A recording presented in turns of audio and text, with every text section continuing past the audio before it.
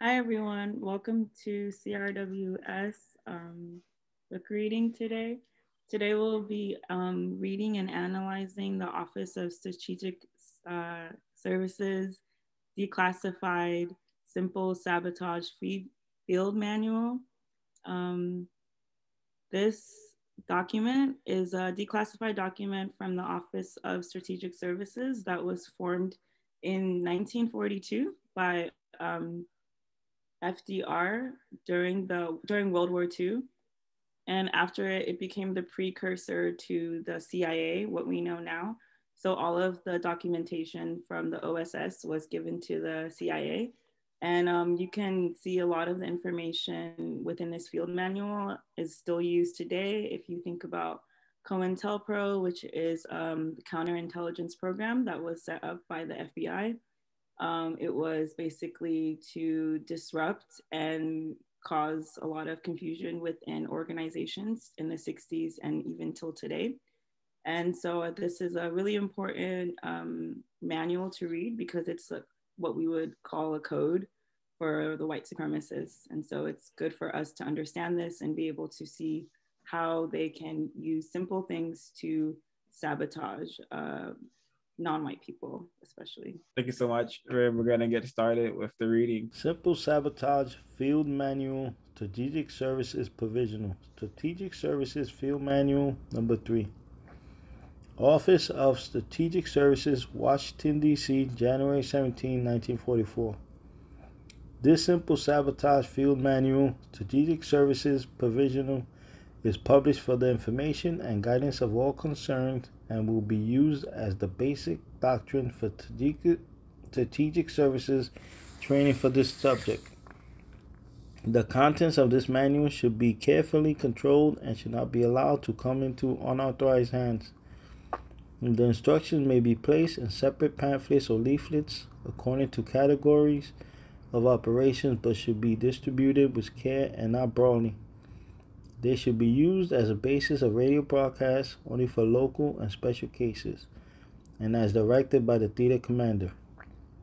AR 380-5 pertaining to handling of secret documents will be complied with in the handling of this manual. William J. Donovan. Contents. Number 1, Introduction, page 1. Number 2, Possible Effects, page 2. Number 3, Motivating the Saboteur, page 2. Number 4, Tools, Targets, and Timing, page 6. Number 5, Pacific, Suggestions for Simple Sabotage, page 8. Introduction. The purpose of this paper is to characterize simple sabotage, to outline its possible effects, and to present suggestions for inciting and executing it.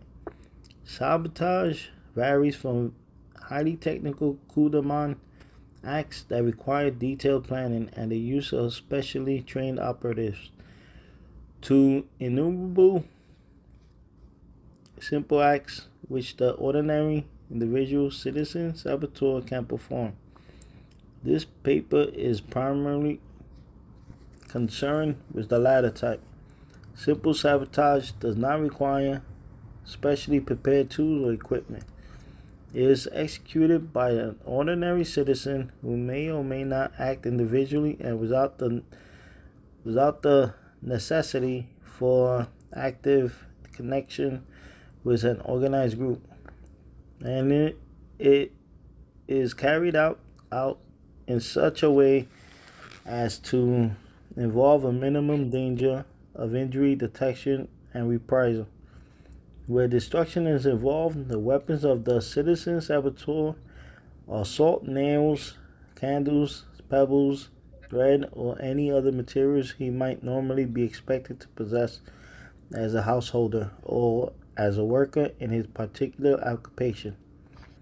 His arsenal is the kitchen shelf, the trash pile, his own usual kit of tools and supplies.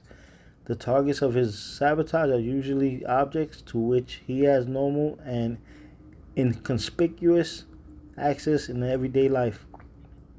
A second type of simple sabotage requires no destructive tools whatsoever and produces physical damage, if any, by highly indirect means. It is based on universal opportunities to make faulty decisions, to adopt a non cooperative attitude, and to induce others to follow suit. Making a faulty decision may be simply a matter of placing tools in one spot instead of another. A non cooperative attitude may involve nothing more than creating an unpleasant situation among one's fellow workers, engaging in bickerings or displaying surliness and stupidity.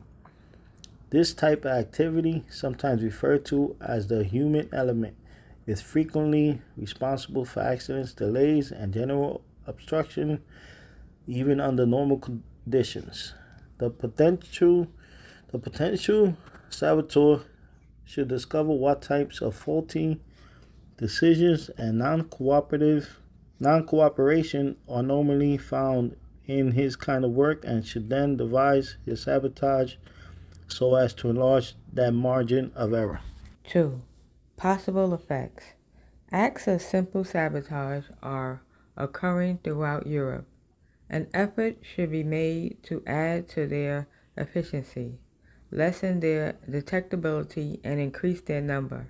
Acts of simple sabotage, multiplied by thousands of citizen saboteurs, can be an effective weapon against the enemy. Slashing tires, draining fuel tanks, starting fires, starting arguments, acting stupidly, short-circuiting electric systems, abrading machine parts will waste materials, manpower, and time. Occurring on a wide scale, simple sabotage will be a constant and tangible drag on the war effort of the enemy. Simple sabotage may also have secondary results of more or less value. Widespread practice of simple sabotage will harass and demoralize enemy administrators and police. Further success may embolden the citizen saboteur eventually to find colleagues who can assist him in sabotage of greater dimensions. Finally, the very practice of simple sabotage by natives in enemy or occupied territory may make these individuals identify themselves actively with the United Nations war effort and encourage them to assist openly in periods of Allied invasion and occupation. 3. Motivating the saboteur. To incite the citizen to the active practice of simple sabotage and to keep him practicing that sabotage over sustained periods is a special problem. Simple sabotage is often an act which the citizen performs according to his own initiative and inclination.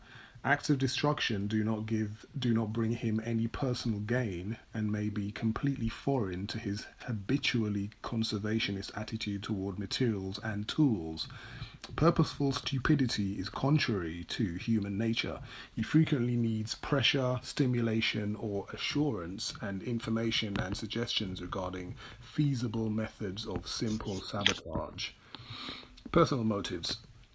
The ordinary citizen very probably has no immediate personal motive for committing simple sabotage. Instead, he must be made to anticipate indirect personal gain, such as might come with enemy evacuation or destruction of the ruling government group.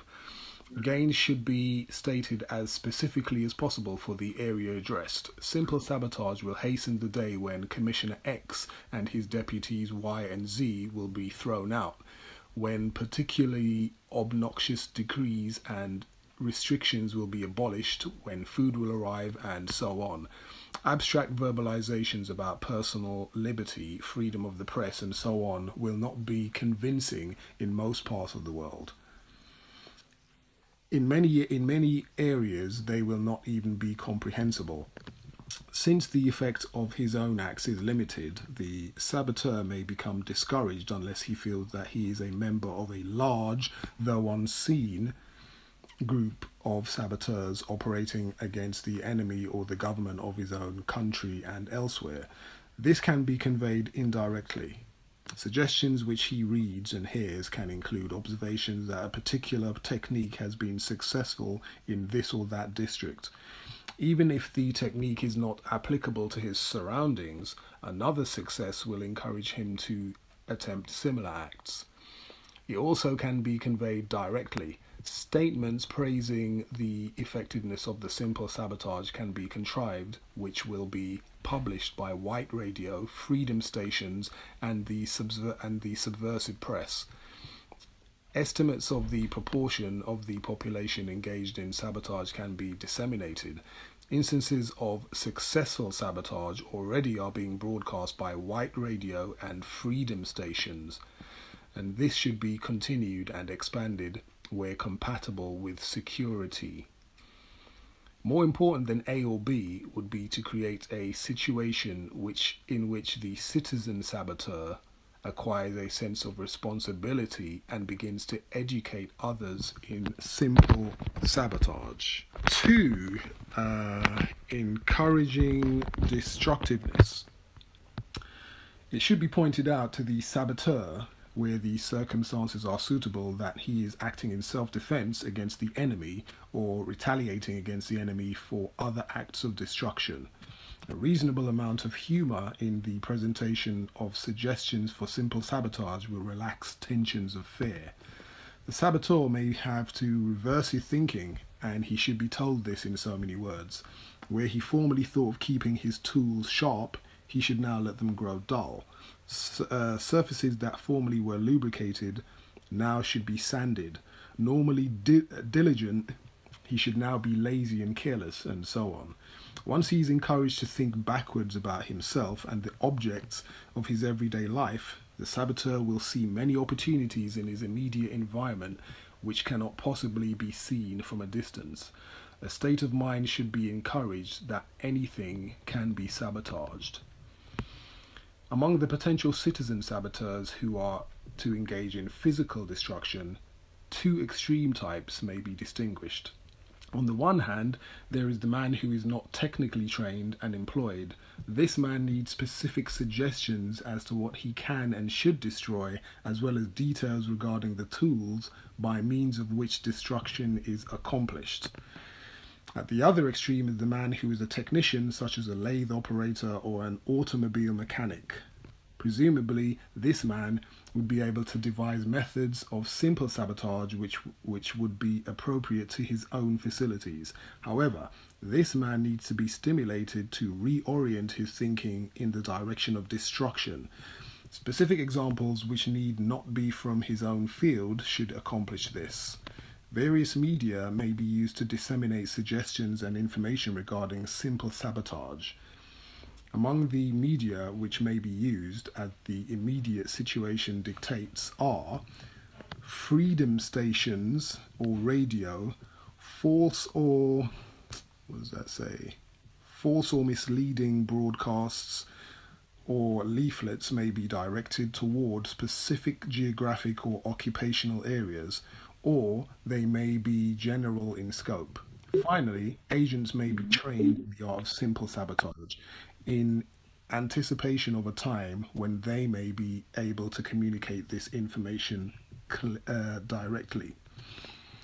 Safety measures.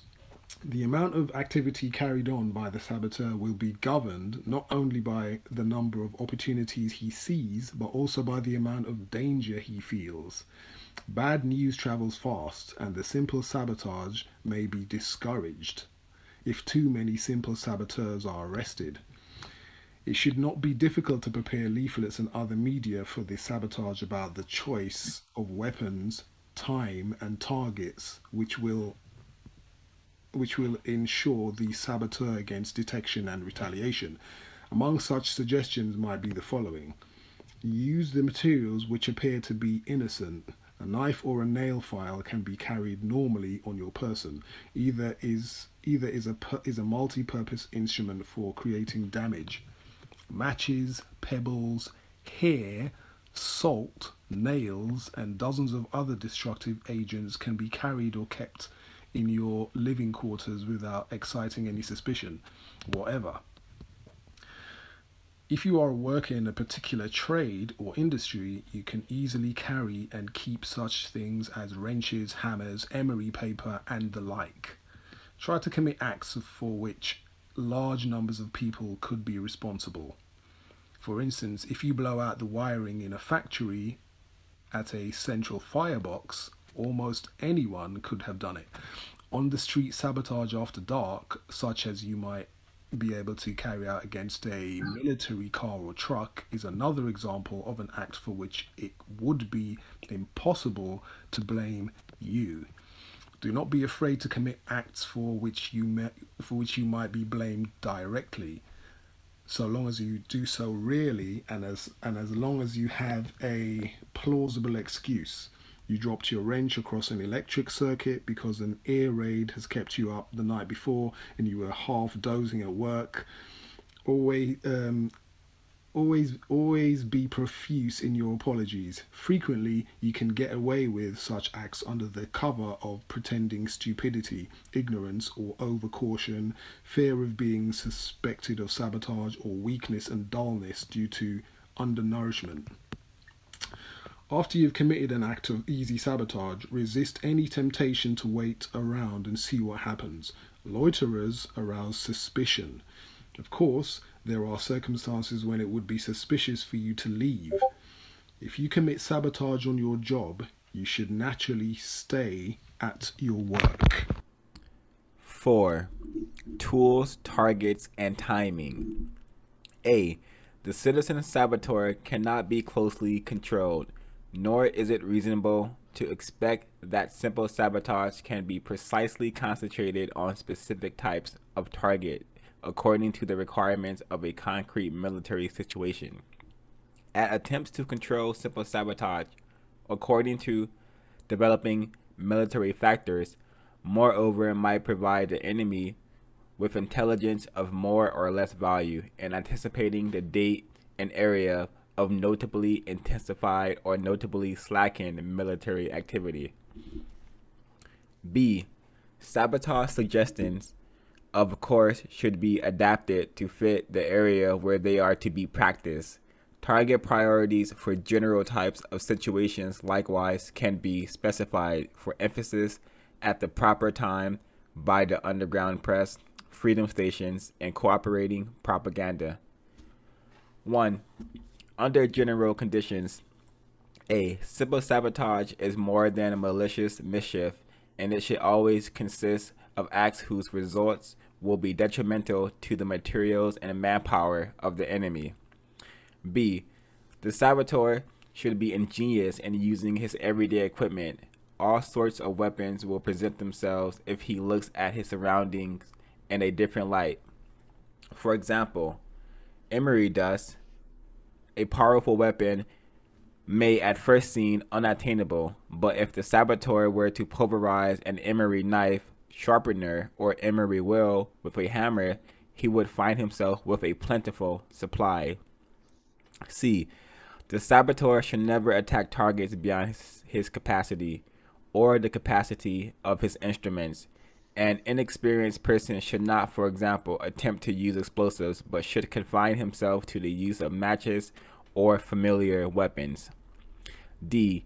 The saboteur should try to damage only objects and materials known to be in use by the enemy or to be destined for early use by the enemy. It will be safe for him to assume that almost any product of heavy industry is destined for enemy use, and that the most efficient fuel and lubricants also are destined for enemy use. Without special knowledge, however, it would be undesirable for him to attempt destruction of food crops or food products. E. Although the citizen saboteur may rarely have access to military objects, he should give these preference above all others. 2. Prior to a military offensive, during periods which are quiescent in military sense, such emphasis as can be given to simple sabotage might well center on industrial production, to lessen the flow of materials and equipment to the enemy. Slashing a rubber tire on an army truck may be an act of value. Spoiling a batch of rubber in the production plant is an act of still more value. 3. During a military offensive, a most significant sabotage for an area which is or is soon destined to be a theater of combat operation is that whose effects will be direct and immediate. Even if the effects are relatively minor and localized, this type of sabotage is to be preferred to activities whose effects, while widespread, are indirect and delayed. 1. The saboteur should be encouraged to attack transportation facilities of all kinds. Among such facilities are roads, railroads, automobiles, trucks, motorcycles, bicycles, trains, and trams. 2. Any communication facilities which can be used by the authorities to transmit instructions or moral material should be the objects of simple sabotage. These include telephone, telegraph, and power systems, radio, newspapers, placards, and public notices. 3. Critical materials, valuable in themselves, are necessary to the efficient functioning of transportation and communication, also should become targets for the citizen saboteur. These may include oil, gasoline, tires, food, and water. 5 specific suggestions for simple sabotage. A. It would not be possible to evaluate the desirability of simple sabotage in an area without having in mind rather specifically what individual acts and results are embraced by the definition of simple sabotage. B. A listing of specific acts follows, classified according to the types of target. This list is presented as a growing rather than a complete outline of the methods of simple sabotage. As new techniques are developed or new fields explored, it will be elaborated and expanded. 1. Buildings. Warehouses, barracks, offices, hotels, and factory buildings are outstanding targets for simple sabotage. They are extremely susceptible to damage, especially by fire. They offer opportunities to such untrained people as janitors, chairwomen, and casual visitors, and when damaged, they present a relatively large handicap to the enemy. A. Fires can be started wherever there is an accumulation of inflammable material. Warehouses are obviously the most promising targets, but incendiary sabotage need not be confined to them alone. 1. Whenever possible, arrange to have the fire start after you have gone away. Use a candle and paper combination, setting it as close as possible to the inflammable material you want to burn. From a sheet of paper, tear a strip 3 or 4 centimeters wide and wrap it around the base of the candle 2 or 3 times. Twist more sheets of paper into loose ropes and place them around the base of the candle. When the candle flame reaches the encircling strip, it will be ignited and in turn will ignite the surrounding paper. The size, heat, and duration of the resulting flame will depend on how much paper you use and how much of it you can cramp in a small place. 2. With a flame of this kind, do not attempt to ignite any but rather inflammable materials such as cotton sacking. To light more resistant materials, use a candle plus tightly rolled or twisted paper which has been soaked in gasoline. To create a briefer but even hotter flame, put celluloid, such as you might find in an old comb, into the nest of plain or saturated paper, which is to be fired by a candle. 3. To make another type of simple fuse, soak one end of a piece of string in grease. Rub a generous pinch of gunpowder over the inch of string where where greasy string meets clean string. Then ignite the clean end of the string. It will burn slowly without a flame, in much the same way a cigarette burns. Until it reaches the grease and gunpowder, it will then flare up suddenly. The grease-treated string will then burn with a flame. The same effect may be achieved by using matches instead of the grease and gunpowder. Run the string over the match heads, taking care that the string is not pressed or knotted. They too will produce a sudden flame. The advantage of this type of fuse is that string burns at a set speed. You can time your fire by the length and thickness of the string you choose. 4. Use a fuse such as the one suggested above to start a fire in an office after hours. The destruction of records and other types of documents would be a serious handicap to the enemy. 5. In basements where waste is kept, janitors should accumulate oily and greasy waste. Such waste sometimes ignites spontaneously, but it can easily be lit with a cigarette or a match. If you are a janitor on night duty, you can be the first to report the fire, but don't report it too soon. 6. A clean factory is not susceptible to fire, but a dirty one is. Workers should be careless with refuse, and janitors should be inefficient in cleaning. If dirt and trash can be accumulated, an otherwise fireproof building will become inflammable. 7. Where illuminating gas is used in a room which is vacant at night, shut the windows tightly, turn on the gas, and leave a candle burning in the room, closing the door tightly behind you. After a time, the gas will explode and a fire may or may not follow. B. Water and miscellaneous. Ruin warehouse stock by setting the automatic sprinkler system to work. You can do this by tapping the sprinkler heads sharply with a hammer or by holding a match under them. 2. Forget to provide paper in toilets. Put tightly rolled paper, hair, and other obstructions in the WC. Saturate a sponge with a thick starch or sugar solution. Squeeze it tightly into a ball. Wrap it with string and dry. Remove the string when fully dry. The sponge will be in the form of a tight hard ball. Flush down a waste control or otherwise introduce into a sewer line. The sponge will gradually expand to its normal size and plug the sewage system. 3. Put a coin beneath a bulb in a public building during the daytime so that the fuses will blow out when the lights are turned on at night. The fuses themselves may be rendered ineffective by putting a coin behind them or loading them with heavy wire. Then a short circuit may occur. Then a short circuit may either start a fire, damage transformers, or blow out a central fuse, which will interrupt distribution of electricity to a large area. 4.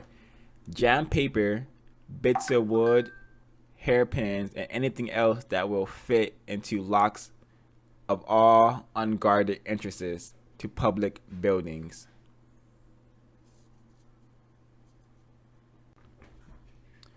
2. Industrial production, manufacturing. A.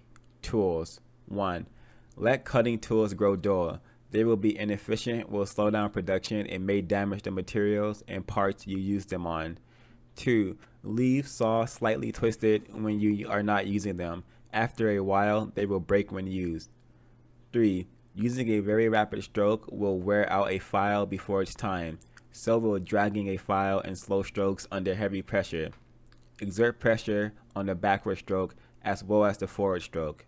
4. Clean files by knocking them against the vise or the workplace. They are easily broken this way. 5. Bits and drills will snap under heavy pressure. 6. You can put a press punch out of order by putting in it more material than it is adjusted for. 2 blanks instead of 1, for example. 7. Power-driven tools like pneumatic drills, riveters, and so on are never efficient when dirty. Lubrication points and electric contacts can easily be fouled by normal accumulations of dirt or the insertion of foreign matter. B. Oil and lubrication systems are not only vulnerable to easy sabotage, but are critical in every machine with moving parts. Sabotage of oil and lubrication will slow down production or stop entirely at strategic points in industrial processes. 1. Put metal dust or filings, fine sand, ground glass, emery dust, get it by pounding up an emery knife sharpener, and similar hard, gritty substances directly into lubrication systems. They will scour smooth surfaces, ruining pistons, cylinder walls, shafts, and bearings.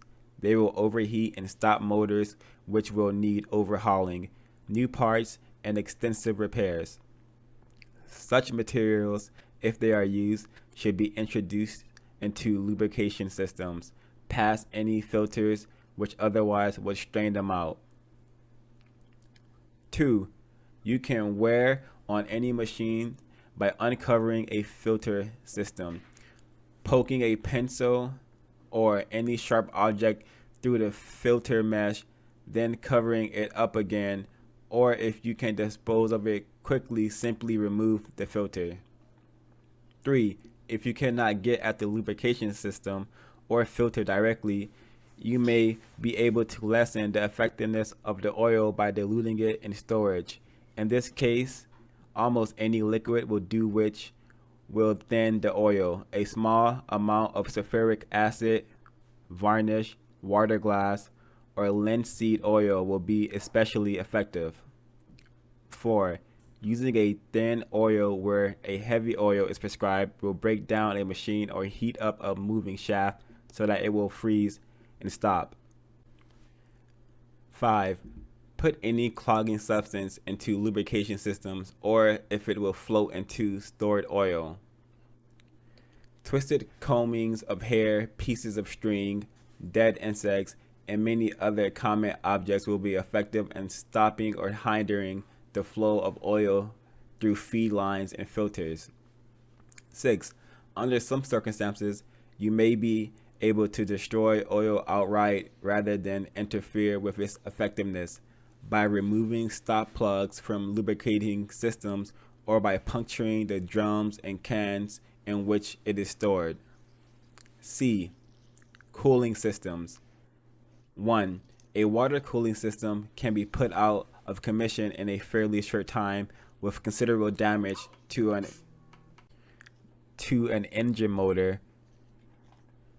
engine or motor if you can put into it several pinches of hard grain such as rice or wheat. They will swell up and choke the circulation of the water, and the cooling system will have to be torn down to remove the obstruction. Sawdust or hair may also be used to clog a water cooling system. 2.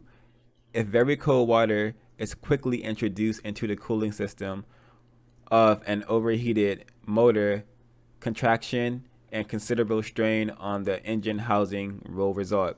If you can repeat the treatment a few times, cracking and serious damage will occur. 3. You can ruin the effectiveness of an air cooling system by plugging dirt and waste into intake or exhaust valves. If a belt-run fan is used in the system, make a jagged cut at least halfway through the belt. It will slip and finally part under strain, and the motor will overheat. D. Gasoline and oil fuel. Tanks and fueling engines usually are accessible and easy to open. They afford a very vulnerable target for simple sabotage activities. 1. Put several pinches of sawdust or hard grain such as rice or wheat into the fuel tank of a gasoline engine. The particles will choke a feed line so that the engine will stop. Sometimes will be Some time will be required to discover the source of the problem, although they will be hard to get the crumbs of natural rubber, such as you might find in old rubber bands and pencil erasers, are also effective. 2. If you can accumulate sugar, put it in the fuel tank of a gasoline engine. As it burns together with gasoline, it will turn into a sticky mess which will completely mire the engine and necessitate extensive cleaning and repair. Honey and molasses are as good as sugar. Try to use about 75 to 100 grams for each 10 gallons of gasoline. 3. Other impurities which you can introduce into gasoline will cause rapid engine wear and eventual breakdown. Fine particles of pumice, sand, ground glass, and metal dust can easily be introduced into a gasoline tank. Be sure that the particles are very fine so that they will be able to pass through the carburetor jet. 4. Water, urine, wine, or any simple liquid you can get in reasonably large quantities will dilute the gasoline fuel to a point where no combustion will occur in the cylinder and the engine will not move. 1 pint to 20 gallons of gasoline is efficient. If salt water is used, it will cause damage. It will cause corrosion and permanent motor damage. 5. In the case of diesel engines, put low flash point oil into the fuel tank. The engine will not move. If there are already is proper oil in the tank when the wrong kind is added, the engine will only limp and sputter along. 6. Fuel lines to gasoline and oil engines frequently pass over the exhaust pipe. When the machine is at rest, you can stab a small hole in the fuel line and plug the hole with wax. As the engine runs and the exhaust tubes becomes hot, the wax will be melted. Fuel will drip onto the exhaust and a blaze will start. 7. If you have access to a room where gasoline is stored, remember that gas vapors accumulating in a closed room will explode after a time if you leave a candle burning in the room. A good deal of evaporation, however, must occur from the gas tins into the air of the room. If removal of the top of the tins does not expose enough gasoline to the air to ensure copious evaporation, you can open lightly constructed tins further with a knife, ice pick, or sharpened nail file, or puncture a tiny hole in the tank which will permit gasoline to leak out on the floor. This will greatly increase the rate of evaporation. Before you light your candle, be sure that windows are closed and the room is as airtight as you can make it. If you can see that windows in a neighboring room are open wide, you have a chance of setting a large fire, which you will not only destroy the gasoline, but anything else nearby. When the gasoline explodes, the doors of the storage room will be blown open. A draft to the neighboring windows will be created, which will whip up a fine conflagration. E. Electric motors. Electric motors, including dynamos, are more restricted than the targets so far discussed. They cannot be sabotaged easily or without risk of injury by unskilled persons who may otherwise have good opportunities for destruction. 1. Set the rheostat to a high point of resistance in all types of electric motors. They will overheat and catch fire. 2. Adjust the overload relay to a very high value beyond the capacity of the motor. Then overload the motor to a point where it will overheat and break down. 3. Remember that dust, dirt, and moisture are enemies of electrical equipment. Spill dust and dirt onto the points where the wires in electric motors connect with terminals and onto insulating parts. Insufficient transmission of current and in some cases short circuit will occur. Wet generator motors to produce short circuits. 4. Accidentally bruise the insulation on wire, loosen nuts on connections, make faulty splices and faulty connections and wiring to waste electrical current and reduce the power of electrical motors. 5. Damage to commutators can reduce the power output or cause short-circuiting in direct current motors. Loosen or remove commutator holding rings. Sprinkle carbon, graphite, or metal dust on commutators. Put a little grease or oil at the contact point of commutators where commutators bars are close together. Bridge the gaps between them with metal dust or sawdust, their edges with a chisel so that the teeth on adjoining bars meet or nearly meet, and current can pass from one to the other. 6.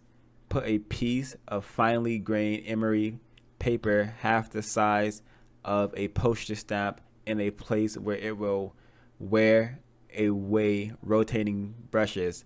The emery paper and the motor will be destroyed in the resulting fire. 7.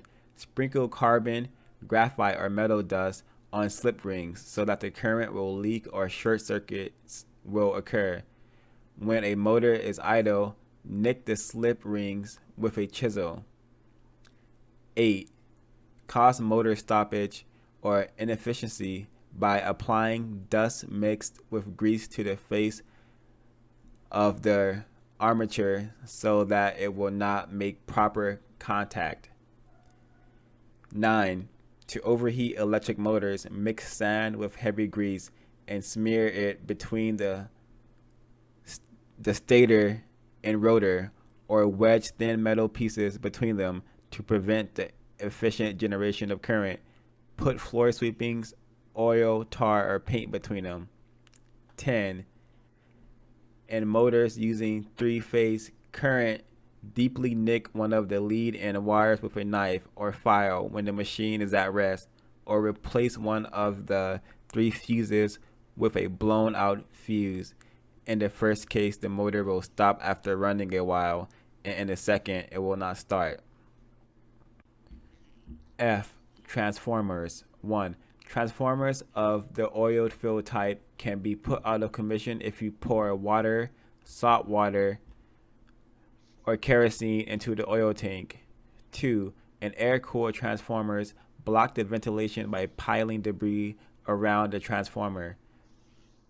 3. In all types of transformers, throw carbon, graphite, or metal dust over the outside bushings and other exposed electrical parts.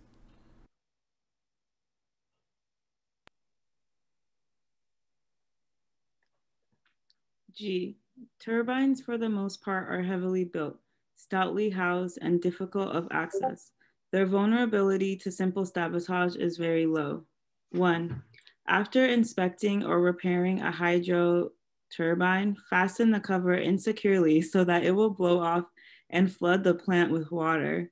A loose cover on a steam turbine will cause it to leak and slow down. 2. In water turbines, insert a large piece of scrap iron in the head of the penstock just beyond the screening, so that water will carry the damaging materials down to the plant equipment. When the steam line to a turbine is open for repair, put pieces of scrap iron into it to be blasted into the turbine machinery when steam is up again. 4. Create a leak in the line feeding oil to the turbine so that oil will fall on the hot steam pipe and cause a fire. H. Boilers. 1. Reduce the efficiency of steam boilers any way you can. Put too much water in them to make them slow starting, or keep the fire under them low to keep them inefficient. Let them dry and turn the fire up. They will crack and be ruined. An especially good trick is to keep putting limestone or water containing lime in the boiler. It will deposit lime on the bottom of the sides. This deposit will provide very good insulation against heat. After enough of it has collected, the boiler will be completely worthless. 3. Production metals. A. Iron and steel. 1. Keep blast furnaces in a condition where they must be frequently shut down for repair. In making fire-proof bricks for the inner lining of blast furnaces, put in an extra proportion of tar so that they will wear out quickly and necessitate constant relining. 2. Make cores for casting so that they are filled with air bubbles and an imperfect cast result. 3. See that the core in a mold is not properly supported so that the core gives way or the casting is spoiled because of the incorrect position of the core. 4. In tempering steel or iron, apply too much heat so that the resulting bars and ingots are of poor quality. B. Other metals, no suggestions available. 4. Production, mining and mineral extraction. A. Coal. A slight blow against your Davy oil lamp will extinguish it. And to light it again, you will have to find a place where there is no fire damp. Take a long time looking for the place. 2. Blacksmiths who make pneumatic picks should not harden them properly so that they will quickly grow dull. 3. You can easily put your pneumatic pick out of order. Pour a small amount of water through the oil lever and your pick will stop working. Coal dust and improper lubrication will also put it out of order. 4. Weaken the chain that pulls the bucket conveyors carrying coal. A deep dent in the chain made with blows of a pick or a shovel will cause it to part under normal strain. Once a chain breaks, normally or otherwise, take your time about reporting the damage. Be slow about taking the chain up for repairs and bringing it back down after repairs. 5. Derail mine cars by putting obstructions on the rails and in switch points. If possible, pick a gallery where coal cars have to pass each other so that traffic will be snarled up. 6. Send up quantities of rock and other useless materials with the coal. Wow. 5. Production, agriculture. A. Machinery. 1. C part 5B, 2C, D, and E. B. Crops and livestock probably will be destroyed only in areas where there are large food surpluses or the enemy regime is known to be requisitioning food. 1. Feed crops to livestock. Let crops harvest too early or too late. Spoil stores of grain, fruit, and vegetables by soaking them in water so that they will rot. Spoil fruit and vegetables by leaving them in the sun. 6. Transportation, railways. A. Passengers. 1. Make train travel as inconvenient as possible for enemy personnel. Make mistakes in issuing train tickets, leaving portions of the journey uncovered by the ticket book. Issue 2 tickets for the same seat in the train so that an interesting argument will result. Near train time, instead of issuing printed tickets, write them out slowly by hand, prolonging the process until the train is nearly ready to leave or has left the station. On station bulletin boards announcing train arrivals and departures, see that false and misleading information is given about the trains bound for enemy destinations. 2. In trains bound for enemy destinations, attendants should make life as uncomfortable as possible for passengers. See that the food is especially bad, take up tickets after midnight, call all station stops very loudly during the night, handle baggage as noisily as possible during the night, and so on. 3. See that the luggage of enemy personnel is mislaid or unloaded at the wrong stations. Switch address labels on enemy baggage. 4. Engineers should see that trains run slow or make unscheduled stops for plausible reasons. B. Switches, signals, and routing. 1. Exchange wires and switchboards containing signals and switches so that they connect to the wrong terminals. 2. Loosen push rods so that signal arms do not work. Break signal lights. Exchange the colored lenses on red and green lights. Wow. 3. Spread and spike switch points in the track so that they will not move, or place rocks or close packed dirt between the switch points. 4. Sprinkle rock salt or ordinary salt profusely over the electrical connections of switch points and on the ground nearby. When it rains, the switch will be short-circuited. 5. See that cars are put on the wrong trains. Remove the labels from cars needing repair and put them on cars in good order. Leave couplings between cars as loose as possible. C. Roadbeds and open track. On a curve, take the bolts out of the tie plates connecting to the sections of the outside rail and scoop away the gravel, cinders, or dirt for a few feet on each side of the connecting joint. 2. If by disconnecting the tie plate at a joint and loosening sleeper nails on each side of the joint, it becomes possible to move a section of rail. Spread 2 sections of rail and drive a spike vertically between them. D, oil and lubrication. C, 5B, 2D. 2, squeeze lubricating pipes with pincers or dent them with hammers so that the flow of oil is obstructed.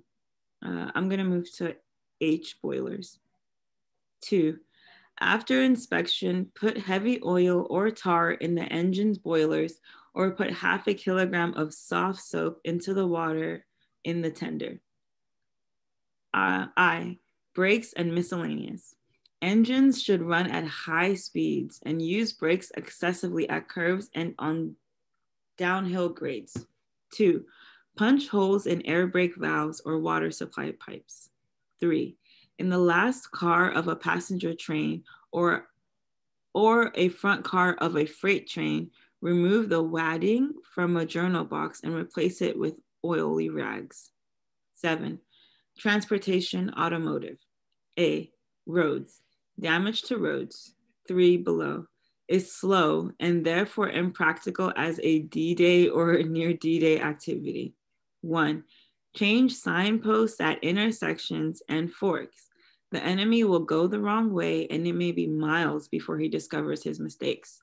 An area where traffic is composed primarily of enemy autos, trucks, and motor convoys of various kinds, remove danger signals from curves and intersections. 2, when the enemy asks for directions, give him the wrong information. Especially when enemy convoys are in the neighborhood, truck drivers can spread rumors and give false information about bridges being out, ferries closed, and detours lying ahead. 3, if you can start damage to a heavily traveled road, passing traffic and the elements will do the rest. Construction gangs can see that too much sand or water is put in concrete or that the road foundation has soft spots. Anyone can scoop ruts in asphalt and macadam roads, which turn soft in hot weather. Passing trucks will accentuate the ruts to a point where substantial repair will be needed. Dirt roads also can be scooped out. If you are a road laborer, it will only be a few minutes work to divert a small stream from a sluice so that it runs over and eats away the road. 4, distribute broken glass, nails, and sharp rocks on roads to puncture tires. B, passengers. Bus driver can go past the stop where the enemy wants to get off. Taxi drivers can waste the enemy's time and make extra money by driving the longest possible route to his destination. C, oil and lubrication. 2, disconnect the oil pump. This will burn out the main bearings in less than 50 miles of normal driving. And then I'm gonna go to F. Battery and ignition. 1, jam bits of wood into the ignition lock. Loosen or exchange connections behind the switchboard. Put dirt in spark plugs, damage distributor points. 2, turn on the lights in parked cars so that the battery will run down. 3, mechanics can ruin batteries in a number of undetectable ways. Take the valve cap off a cell and drive a screwdriver slantwise into the exposed water vent, shattering the plates of the cell. No damage will show when you put the cap back on. Iron or copper fillings put into the cells, i.e. dropped into the acid, will greatly shorten its life. Copper coins or a few pieces of iron will accomplish the same and more slowly. 100 to 150 cubic centimeters of vinegar in each cell greatly reduces the life of the battery, but the odor of the vinegar may reveal what has happened. G. Gears. 1. Remove the lubricant from or put too light a lubricant in the transmission and other gears. 2. In trucks, tractors, and other machines with heavy gears, fix the gear case insecurely, putting bolts in only half the bolt holes. The gears will be badly jolted in use and will soon need repairs. H. Tires. 1. Slash or puncture tires of unguarded vehicles. Put a nail inside a matchbox or other small box and set it vertical in front of the back tire of a stationary car. When the car starts off, the nail will go neatly through the tire. 2. It is easy to damage a tire in a tire repair shop. In fixing flats, spill gas, benzene, caustic soda, or other material inside the casing, which will puncture or corrode the tube. If you put a gummy substance inside the tube, the next flat will stick the tube to the casing and make it unusable. Or when you fix a flat tire, you can simply leave between the tube and the casing the object which caused the flat in the first place. 3. In assembling a tire after repair, pump the tube up as fast as you can. Instead of filling out smoothly, it may crease, in which case it will wear out quickly. Or as you put a tire together, see if you can pinch the tube between the rim of the tire and the rim of the wheel so that a blowout will result. 4. In putting air into tires, see that they are kept below normal pressure so that more than an ordinary amount of wear will result. In filling tires on double wheels, inflate the inner tire to a much higher pressure than the outer one. Both will wear out more quickly this way. Badly aligned wheels also wear tires out quickly.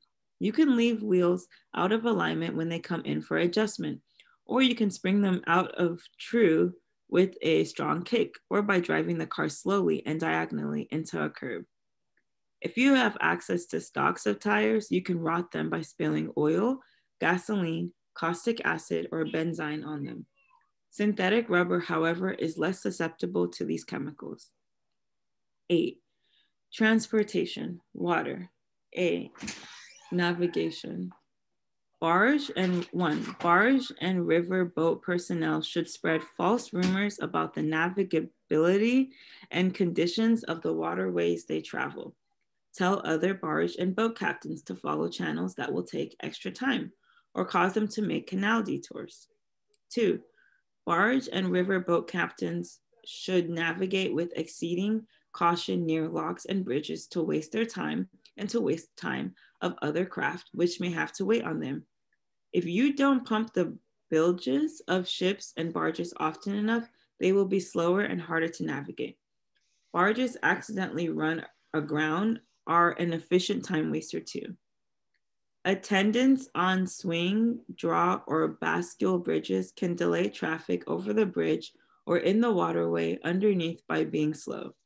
Boat captains can leave unattended drawbridges open in order to hold up road traffic. 4. Add or subtract compensating magnets to the compass on cargo ships. Demagnetize the compass or maladjust it by concealing a large bar of steel or iron near to it. B. Cargo. 1. While loading or unloading, handle cargo carelessly in order to cause damage.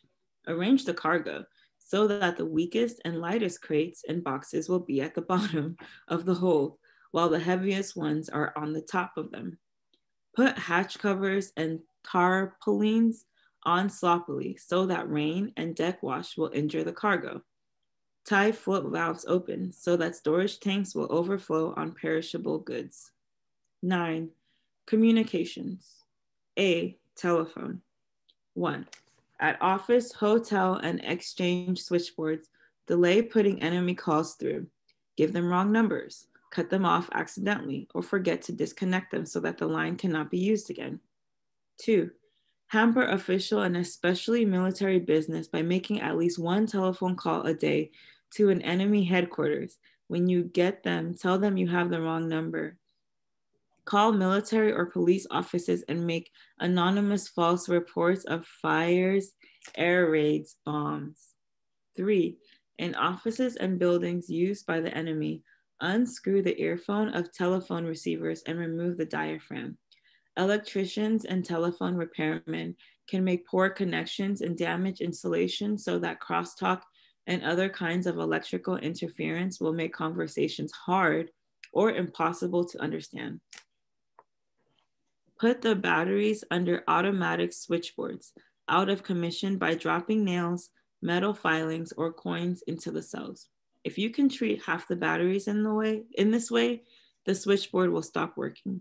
A whole telephone system can be disrupted if you can put 10% of the cells and half the batteries of the central battery room out of order.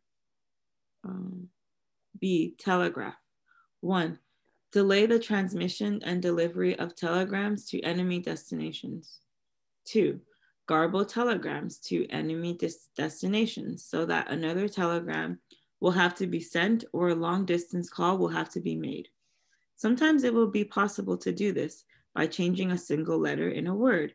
For example, changing minimum to miximum so that the person receiving the telegram will not know whether minimum or maximum is meant. C. Transportation lines. 1. Cut telephone and telegraph transmission lines. Damage insulation on power lines to cause interference. D. Mail. 1. Post office employees can see to it that enemy mail is always delayed by 1 day or more, that it is put in the wrong sacks, and so on. E. Motion pictures. 1. Projector operators can run newsreels and other enemy propaganda films by bad focusing, speeding up or slowing down the film, and by causing frequent breakage in the film. I'll pass it to Sir. This is his industry.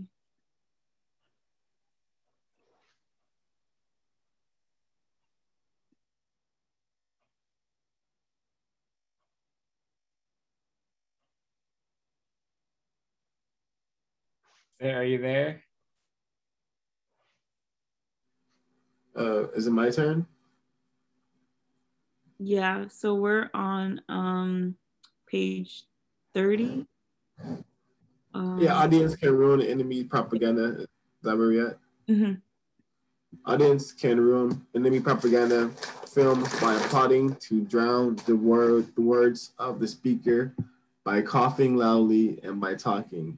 Anyone can break up a showing of an enemy propaganda film by putting 2 or 3 dozen large moth in a paper bag. Take the bag to the movies with you, put it on the floor in an empty section of the theater as you go in, and leave it open. The moth will fly out and climb into the projector beam so that the film will be obscured by fluttering shadows. F. Radio. 1. Station engineers will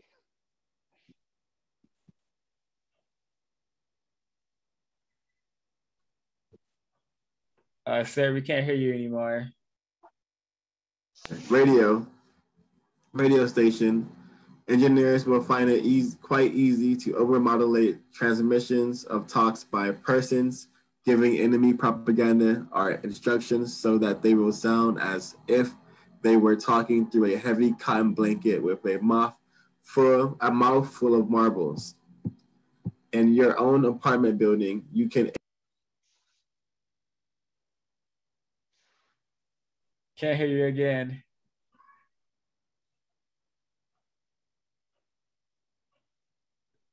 I don't know why that keeps happening. In your own apartment building, you can interfere with radio reception at times when the enemy wants everybody to listen. Take an electric light plug off the end of an electric light cord. Take some wire out of the cord and tie it across 2 terminals of 2-prong plug or 3 terminals of 4-prong plug. Then take it around and put it into as many wall and floor outlets as you can find. Each time you insert the plug into a new circuit, you will blow out a fuse and silence all radios running on power from that circuit until a new fuse is put in. 3. Damaging insulation on any electrical equipment tends to create radio interference in the immediate neighborhood, particularly on large generators, neon signs, fluorescent lights, X-ray machines, and power lines. If workmen can damage insulation on a high tension line near an enemy airfield, they will make ground-to-plane radio communications difficult and perhaps impossible during long periods of the day. 10. Electric power. Turbines, electric motors, transformers. B. Transmission lines. Linesmen can loosen and dirty insulators to cause power leakage. It will be quite easy, too, for them to tie a piece of very heavy string several times back and forth between two parallel transmission lines, winding it several turns around the wire each time beforehand. The string should be heavily saturated with salt and then dried. When it rains, the string becomes a conductor and a short circuit will result. 11. General interference with organizations and production. A. Organizations and conferences. 1. Insist on doing everything through channels. Never permit shortcuts to be taken in order to expedite decisions. 2. Make speeches. Talk as frequently as possible and at great length. Illustrate your points by long anecdotes and accounts of personal experiences. Never hesitate to make a few appropriate patriotic comments. 3. When possible, refer to all matters to communities as further study and consideration. Attempt to make the committees as large as possible, never less than 5. 4. Bring up irrelevant issues as frequently as possible. 5. Haggle over precise wording of communications, minutes, resolutions. 6. Refer back to matters decided upon the last meeting and attempt to reopen the question of an admissibility of that decision. 7. Advocate caution by reasonable and urge your fellow confreres to reasonable and avoid haste which might result in embarrassments or difficulties later on. 8. Be worried about the propriety of any decision. Raise the question of whether such action as contemplated lies within the jurisdiction of the group or whether it might conflict with the policy of some higher echelon.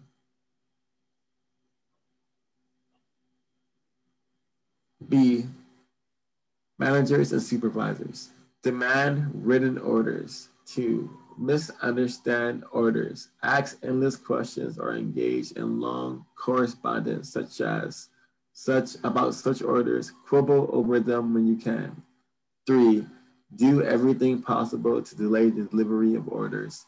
Even though parts of an order may be ready beforehand, don't deliver it until it is completely ready. Don't order new working materials until your correct stocks have been virtually exhausted, so that the slightest delay in fulfilling your order will mean a shutdown. Order high quality materials which are hard to get. If you don't get them, argue about it. Warn that inferior materials will mean inferior work. In making work assignments, always sign out the unimportant jobs first. See that the important jobs are assigned to inefficient workers of poor machines. Insist on perfect work and relatively unimportant products. Send back for refinishing those which have the least flaw. Approve other defective parts whose flaws are not visible to the naked eye. Make mistakes in routing so that parts and materials will be sent to the wrong place in the plant.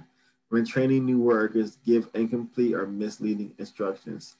To lower morale and with it, production, be pleasant to inefficient workers. Give them undeserved promotions. Discriminate against effective workers. Complain unjustly about their work. Hold conferences when there is critical work to be done. Multiply paperwork in plausible ways. Start duplicate files. Multiply the procedures and clearances involved in issuing instructions, paychecks, and so on. See that 3 people have to approve everything where 1 would do. Apply all regulations to the last letter. Office workers. Make mistakes in quantities of materials, prolong correspondence with government bureaus, misfile essential documents, and making carbon copies. Make 1, 2 for you so that an extra copying job will have to be done. Tell important callers the boss is busy or talking on another phone. Hold up mail until the next collection. Spread disturbing rumors or sound like inside dope. Employees work slowly. Does anyone else want to read?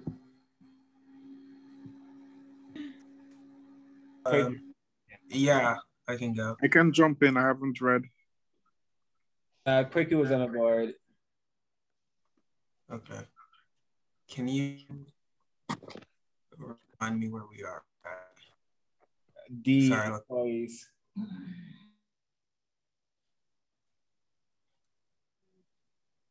We're on page 34, D, employees. 30. Oh, okay. Sorry. Okay. Employees. 1, work slowly. Think out ways to increase the number of movements necessary on your job. Use a light hammer instead of a heavy one. Try to make a small wrench. Try to make a small wrench when a big one is necessary. Use little force where considerable force is needed, and so on. 2, contrive as many interruptions to your work as you can. When changing the material on which you are working, as you would on a lathe or punch, take needless time to do it. If you are cutting, shaping, or doing other measured work, measure dimensions twice as often as they need to.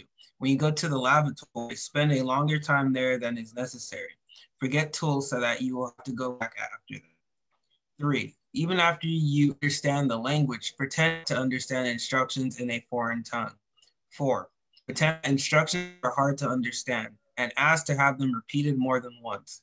Or pretend that you are particularly anxious to do your work and pester the foreman with unnecessary questions. 5, do your work poorly and blame it on bad tools, machinery, or equipment. Complain that these things are preventing you from doing your job right. 6, never pass on your skill and experience to a new, less skillful worker. 7, snarl up administration in every possible way.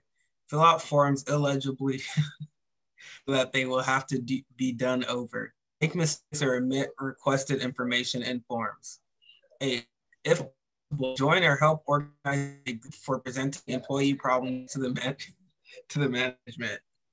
See that the procedures adopted are inconvenient as possible for the management involving the presence of a large number of employees at each presentation, and telling more than one meeting for each grievance, bringing up problems which are largely imaginary, and so on.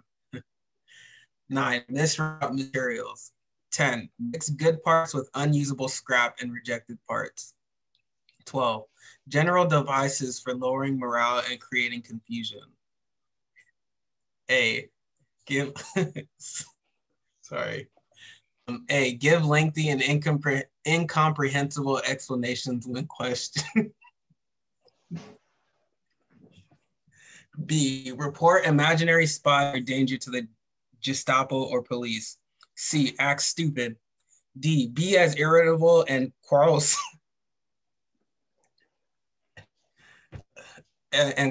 as possible without getting yourself into trouble. E, misunderstand all sorts of regulations concerning such matters as rationing, transportation, traffic regulations. F, complain against ersatz materials. G, in public, treat Axis nationals or Quislings coldly. H, stop all conversation when Axis nationals or Quislings enter a cafe. I, cry and sob hysterically at every occasion, especially when confronted by government clerks. J, boycott all movies, entertainments, concerts, newspapers, which are in any way connected with the Quisling authorities. D, do not cooperate in salvage schemes.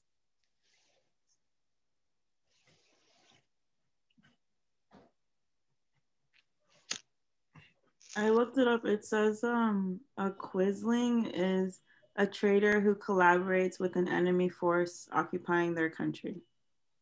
Ooh, AKA a coon. Well, to the white supremacists, we would be a quisling. So, yeah. Wow. Did I just hear that right? Wow. Okay. Wow, this was a great and disturbing example of how what a fellow attempted counter-racist wrote to me, saying that an example of how they are effective and dangerous at practicing racism and white supremacy. And from this document, they seem to have all areas covered. Even the C's are covered in this document, sabotaging boats, and that's really, really telling of how the system of white supremacy is maintained and refined through simple sabotage. Yeah, imagine too now with everything, like with the whole online and all of this surveillance, like it made me question everything that has happened in my life, like every inconvenience that I've experienced. I was like, this is very interesting. I imagine a lot of the things that happen online are definitely like orchestrated by like the CIA and stuff. I thought it was very suspicious that when the radio part, we were reading that part, and then we started having technical difficulties. I thought that was very suspicious. Almost like the usual suspects messing with the broadcast, but I may be incorrect. But that was really interesting. I thought that this was a very thorough manual. You know, they, like you said, they covered, you know, almost every area. I couldn't stop laughing. I know this is serious, but some of this, it was just funny because some of this stuff I think people do without even realizing it, as far as like the employment stuff.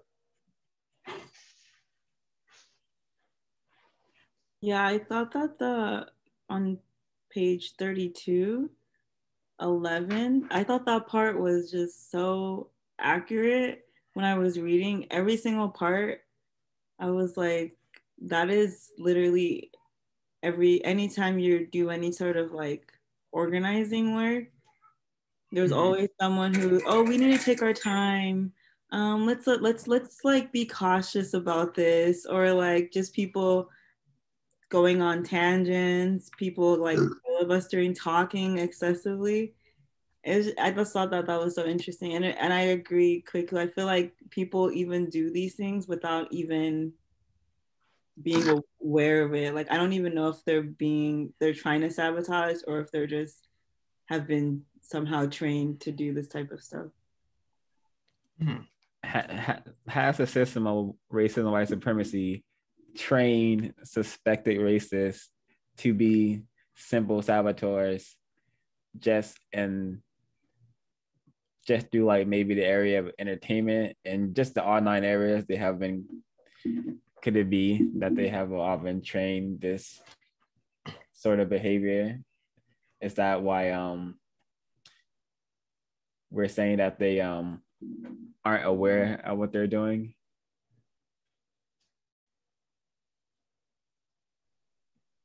Okay, for example, like we used to have meetings with, I'm just gonna say it, we used to have meetings with Jair. If you go to page 32, it says, refer back to matters decided upon at the last meeting and attempt to reopen the question of the advisability of that decision. Be worried about the propriety of any decision. Raise the question of whether such actions are contemplated lies within the jurisdiction of the group. And then there's another part like, make speeches, talk as frequently as possible and at great length. Illustrate your points by long anecdotes and accounts of personal experience. Never hesitate to make a few appropriate patriotic comments. I would say that when that person was in these meetings, that is something that happened frequently. I don't think that person is like, working for the CIA. I just think that a lot of people don't really even know how to have constructive conversations in meetings. And so they're more like that's just sometimes how they converse. Like they just have to always bring up matters that are not even relevant or talk about the same thing over and over. That puts people back into the cycle of having the same conversation for like 5 different meetings. I don't know if I'm making sense, but Yeah, I totally understand, and I can totally see how the system has trained non-white people to function as simple saboteurs without them ever knowing. I totally see how they've um you know, one of it is act stupid. You know, that's in here. Jennifer for general devices for lowering morale and creating confusion, and that is literally in there. Be act stupid, and the one beneath that is be irritable and quarrelsome as possible without getting yourself in trouble. And that can just look like causing disruption or taking the conversation off topic, which is, has happened and does happen in many sort of discussions. Act stupid. Act stupid seems to sum up the whole white fragility position that's being pushed. yeah, I agree. Mm-hmm. This book just reminded me that like white people, Uruguays and Europeans, especially the ones who classify as white, they are very much on code 24/7, and this reminds me like just riding my bike throughout London.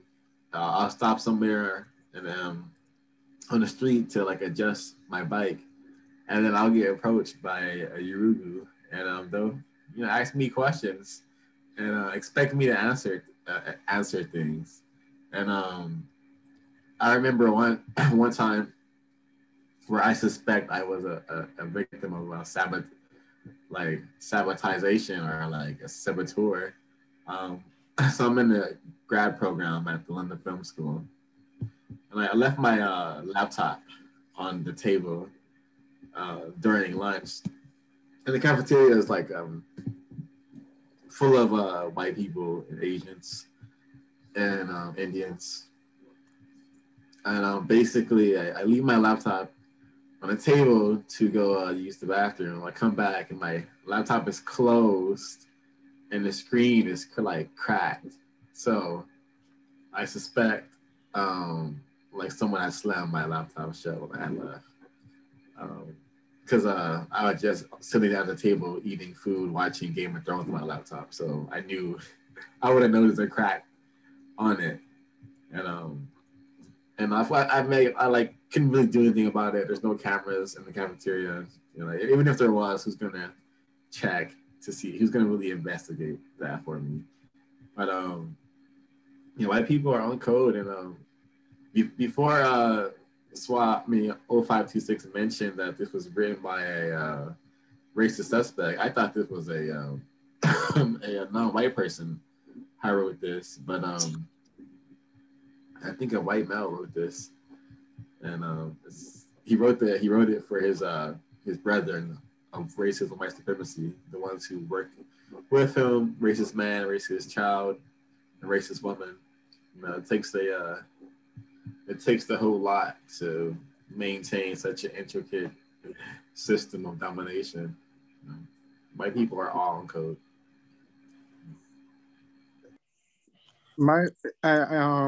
Someone correct me if I'm don't have an understanding of what we've read.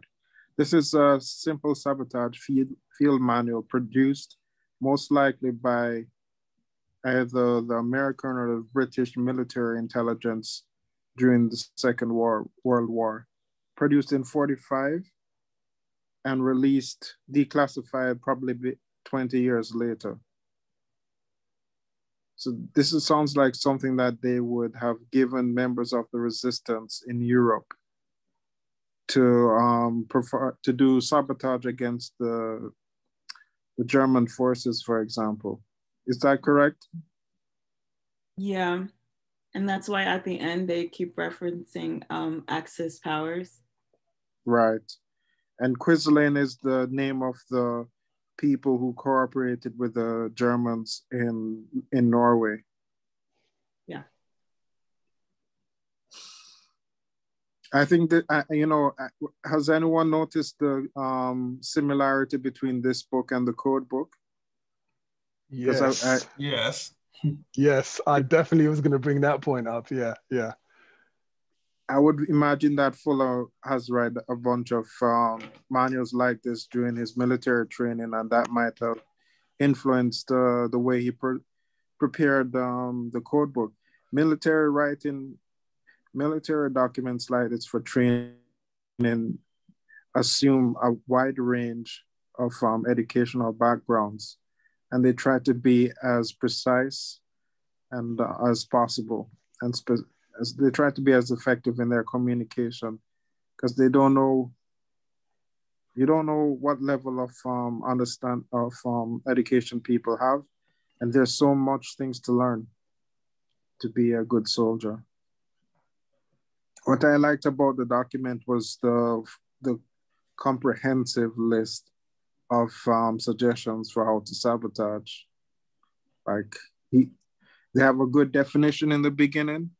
They explain what the effects are supposed to be. And then almost 80% of the book is just suggestions, so that someone who doesn't understand the definition or the theory can just simply go to a suggestion and pick something out. And the idea, one thing that they say is that they suggest you do not attempt to do any sabotage above your skill level or above the materials you have. I thought that was very, very cool. Yeah, I feel like I agree. Oh, sorry, go ahead. No, I'm done. I just wanted to ask a question. So Fuller never told y'all the story about when he started writing counter-racist code when he was in the military? I remember the story. Oh, yeah. Okay. I figured you would remember it, and because you made the connection between the material and the code book, right? Somebody tell the story. Edward, you want to tell it? No, I don't want to. I suggest you ask Fuller, but it might be different today than it is than when I heard it, 20 years ago. So yeah, it can be found on many broadcasts, that story, for those who are interested. The 10-second version is that he was in the Asian Pacific thinking about racism and not having many people around him, and he was in the military thinking about racism, sitting on an island, and came up with the idea that racism is a system. He spoke also about one of his officers in the military. You can probably find that on one of them audios as well. The one who make it very simple. Yeah, the one who actually put him on to doing things very slowly, very clearly, and very methodically. That's a good story as well.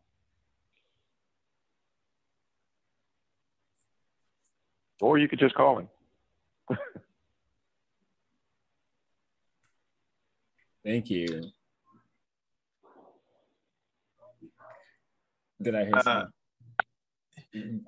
Yes. Yeah, so a lot of this got me thinking about some of these other organizations in which non-white people are working with white people, and how they kind of employ some of these tactics, like Ash was mentioning earlier, like, we will do this. They say things like, oh, we'll do this the right way or the legal way.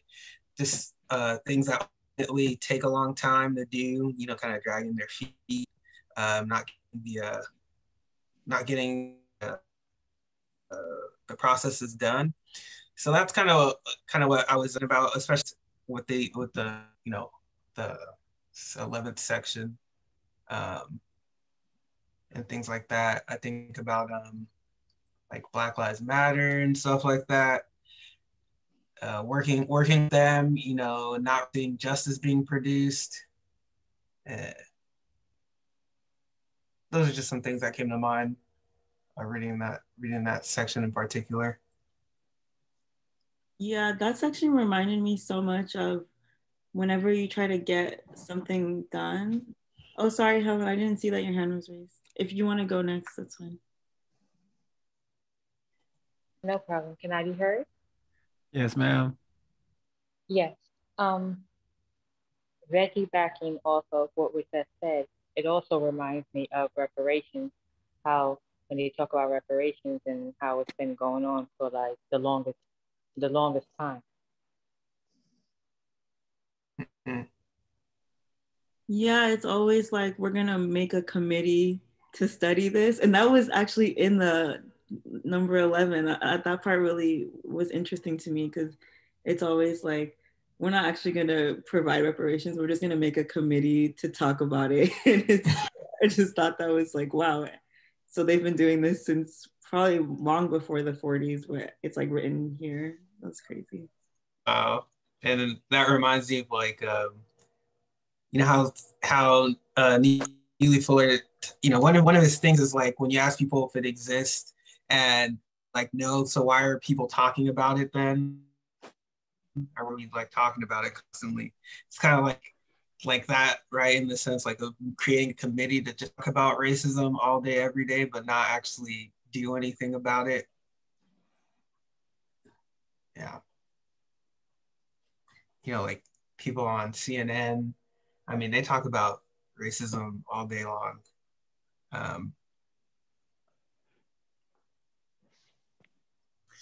Yeah, but in a way that is ineffective and possibly causes more confusion to be spread.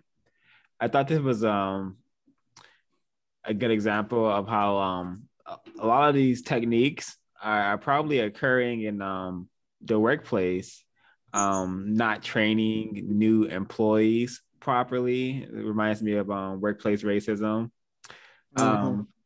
Promoting the unskilled, undeserving employees over the dedicated, hardworking employees is also a tactic that was mentioned in this document. And I'm wondering, like, what is the result for this document being released to the public of racist suspects? And was this like an attempt to refine the suspected races of the globe? Definitely something that I'm thinking about, the purpose of this document being released, because it's just very telling of how the system is practiced.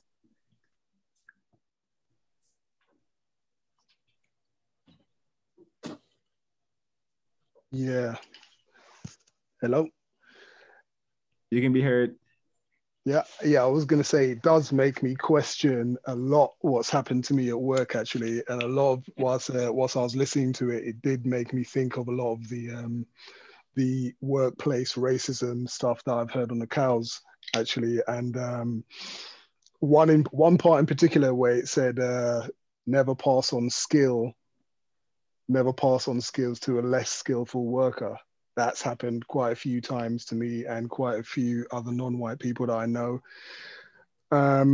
This just reading through a lot of this and listening to a lot of it, it really does strike me just how similar is a complete opposite to Neely Fuller's code book.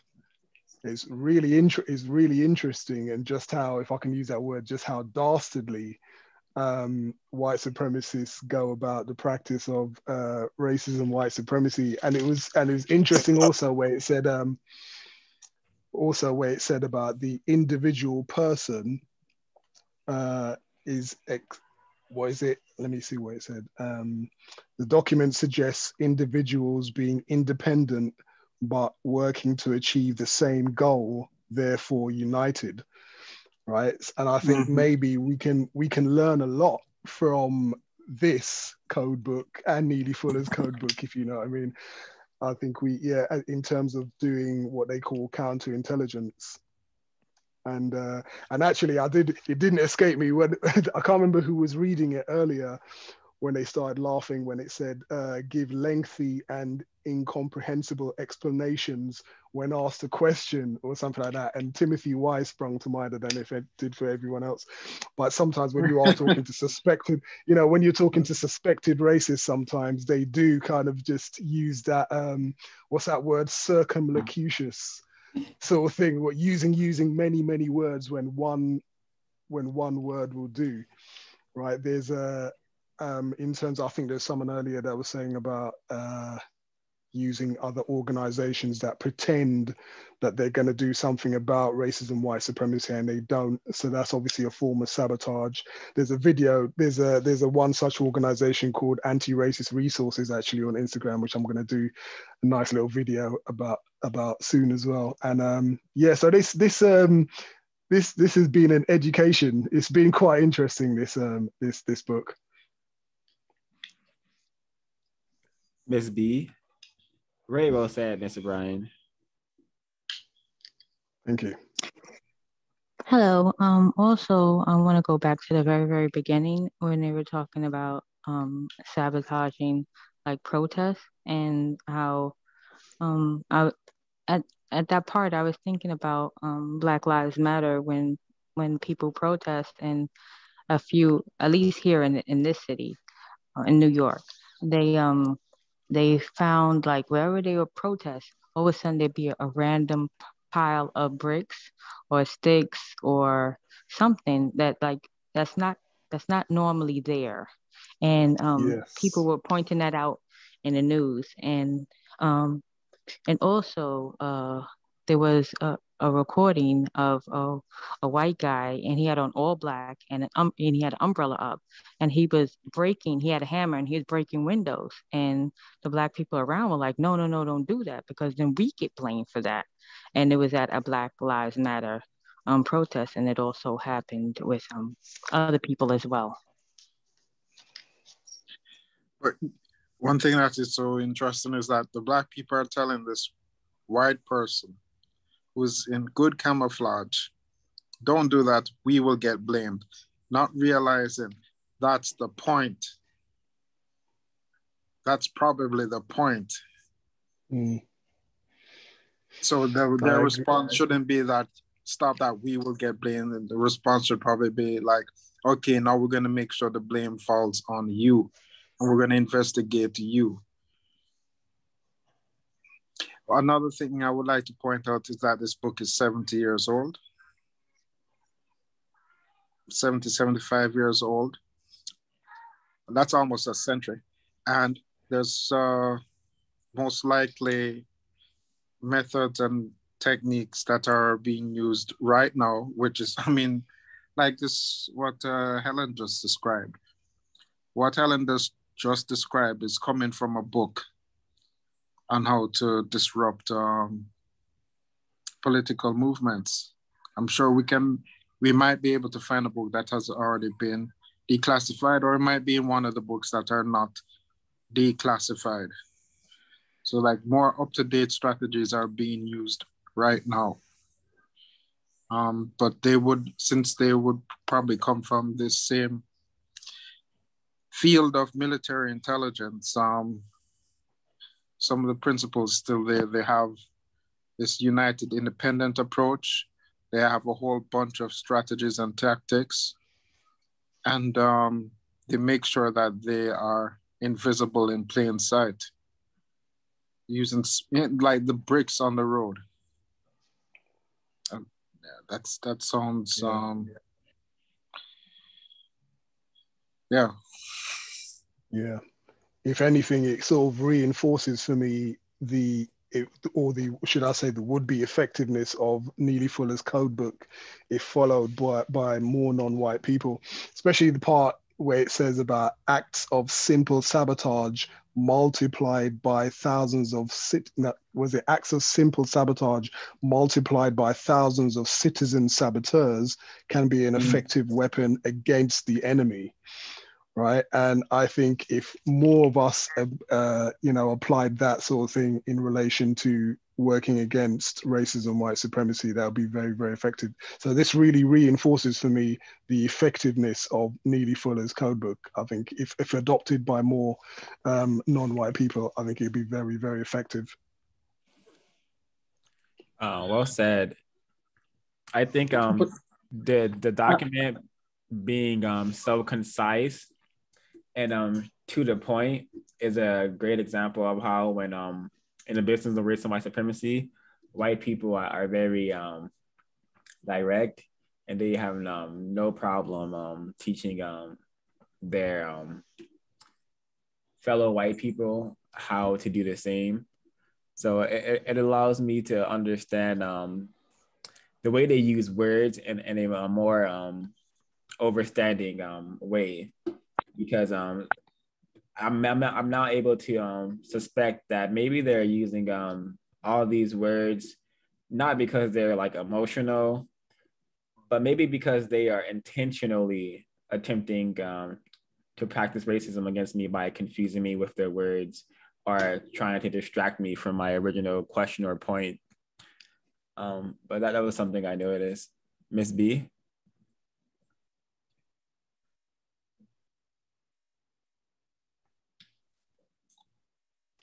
Hello, can I be heard? Yes, ma'am. Yes. Okay, I just want to make sure. Real briefly in the beginning, they also mentioned bickering, and in correlation with the code. You know how in the code they say V.G.Q, and you said what you said, and what else they say? And no name calling.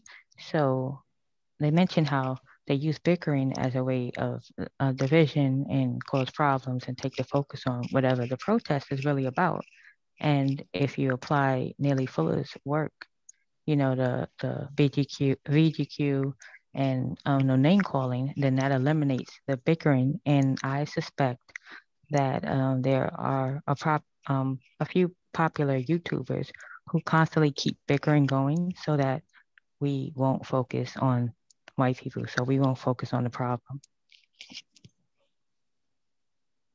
Well, Guys, that's a great point, Helen, because I feel like there's more people especially like Black people who watch YouTubers, other Black YouTubers who are so-called like aware of racism and white supremacy. And you know how they'll have like the Dr. Umar Johnson versus like this person, and it's like that gets more views and more conversation than people actually talking about racism and white supremacy. It's very, very interesting. I also wanted to answer O5's question.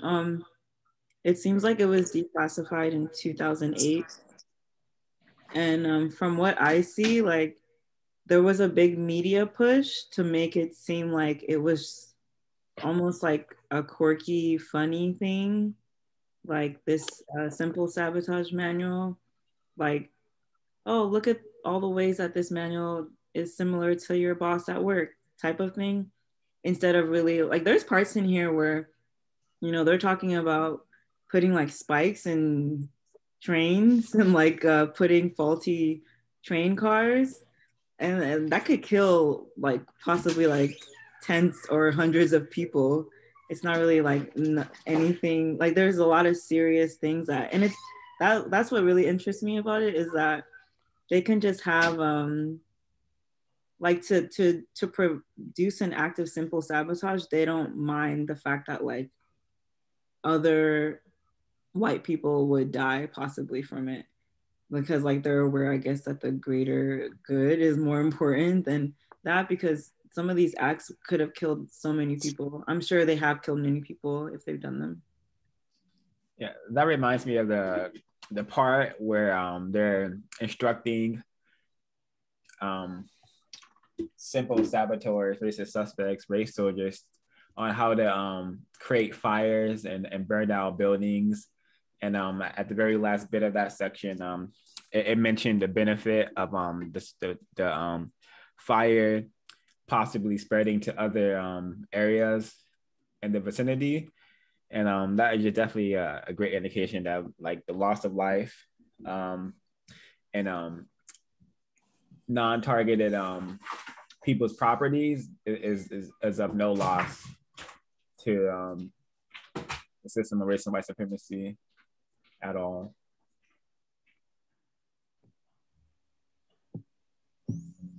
I just saw, I'm reading an article about declassification, and it's not from the military, it's from the CIA. This document, written by the agency that was called Office of Strategic Services in 1944, which was the organization before the CIA. Thank you for all the context, Mr. Silent Warrior. Yes, the young lady was given good context too.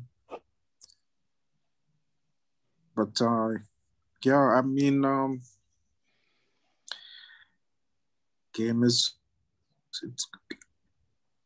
I thought this was a constructive use of my time. Yeah. I wanted to go back to the versus thing. When it comes to non-white people, a lot of energy is always invested. Time and energy is always invested, and pitting them against each other. I'm not sure if you guys are aware, but in the area of entertainment, there is this. I think it's sponsored or created or funded by BET. I could be incorrect, but there's a whole series where like Black artists, Black people who are being racially showcased as singers and dancers and musicians are like they have a sing-off / dance-off, and it's always like trending on Twitter. It's always very popular, and someone had mentioned like the intellectual versus matches with like Dr. Umar Johnson versus some other fellow. But yeah, when it comes to non-white people, the aura or whatever you want to call it, it's already there. Like non-white people dislike each other very much, and for the most part, they don't know why. They're unaware that everything that is constructed in the society is meant to project a certain ideology into their mind, and that ideology comes with behavior patterns that often attack Black people, other non-white people. So reading this manual has been really it's very interesting, because you see how simplified like terrorization can become. There is a show called Them, which I do not recommend, but there is a scene where white female, she put some sugar in her neighbor's gas exhausting. I thought that was really interesting. Reading that's been taught. Maybe she had access to it and read it. Who knows? Yeah. Well said, Ms. V. Also with this document, I think it's excellent counter-racism information. And I just finished Geronimo Pratt's book, Trial and Triumph, and a lot of the tactics in this reading was inside of The Last Man, Geronimo Pratt's story, and also in Invisible Man. Now, with The Invisible Man, I know it's a fictional book, but if you were to read it and think about a lot of the things that are going on today, then you'll see the strong connection, I think.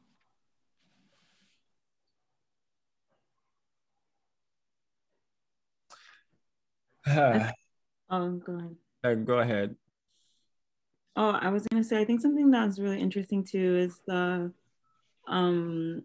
part 3 on page like 6, like motivating the saboteur, like how to incite the citizen. It reminds me of all of these lone, it was just a lone killer that like people who like killed Martin Luther King or like Malcolm X, or even like the like because I know the CIA killed like the Kennedys too and stuff like that. I just think it's really interesting that it's always just like a lone gunman, and I think this it perfectly exactly shows how, you know, like the CIA and basically the white supremacists can set up a killing without actually having to get blood on their hands.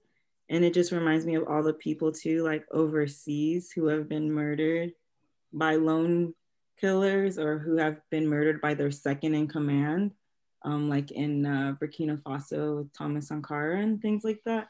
It makes a lot of sense how they can make like there's parts in here that are really interesting where it's like they like the ordinary citizen probably has no immediate personal motive for committing it, but you have to like basically almost like emotionally manipulate him and like make him understand that he's part of a larger network of spies who are all doing this work, and that the little thing that he's doing is just as important as like every other person. It's almost like they're like they literally are empowering every white person in every sector of society, down to like, I mean, not, I don't want to say down to because it's not a hierarchy, but like, you know, like like someone who is like working like janitor, like a janitor, has immense amount of power in terms of sabotaging the lives of non-white people. And you can, you know, convince that person that they have all of this power and that they're part of this larger network. And I just think that that's so interesting, especially when it has to do with the opposite, like countering racism or non-white people organizing, because it seems like everyone always wants to be a leader, or everyone wants to do something that's like glamorous. And I think that the code is really interesting because it's supposed to apply to everyone's life as they're living now. It's not like you have to just like quit your job and become a counter racist. Like you implement those strategies within where you are. So I thought that that was really interesting. Really, really amazing points, Miss Ash. I agree that this is like a motivating tool to remind the racist suspects that who are white people, to remind them how, you know, we are still united independently in the ways that we choose to practice racism. And this is an example of how expansive their code of behavior is, because it really expands in so many ways, and a lot of it is very, very, very simple, and how they will mistreat people and then through simple sabotage. So I really got the united, independent message from this, but in the, as if I was like a race soldier, you know, you get to see how they and even what you said about what the document mentioned, and how they're all are working like spies working together for like a common goal, which is to refine and expand and maintain the system of white supremacy through their simple sabotage. It's just really, really great document to study, to see how white people practice racism, white supremacy, I believe.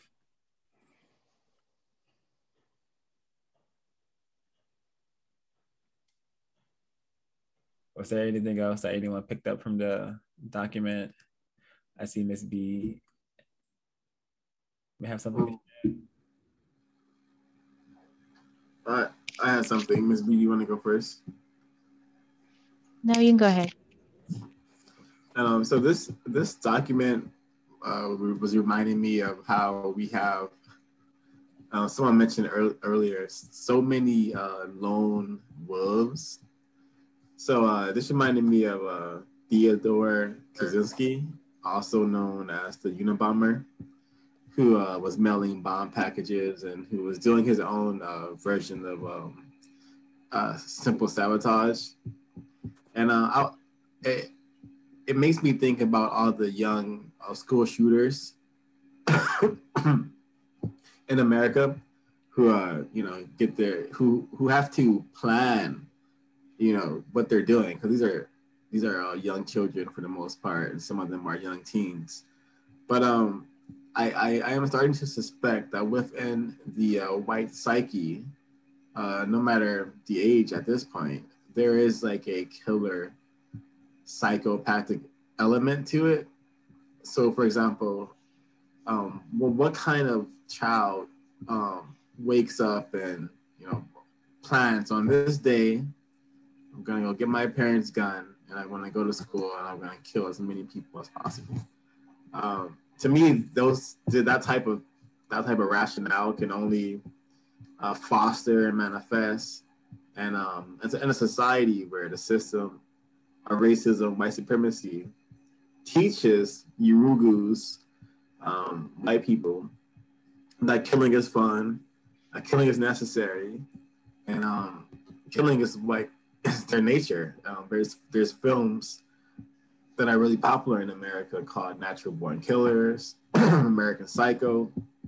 All these films, I think, have not just the films, like all areas of people activity, create these white killers and these white Frankenstein monsters. And this is just another example of that. I know this book is circulating amongst white supremacist groups. I wouldn't be surprised if the Proud Boys are like the new Aryan Nation, or those little racist white supremacist biker gangs are not soaking up this information, and really learning, because Black people in America don't have neighborhoods because of sabotage. We just have these little concentration camps, and books like this could allow us to learn the ways of the enemy, and also gather some resources as well.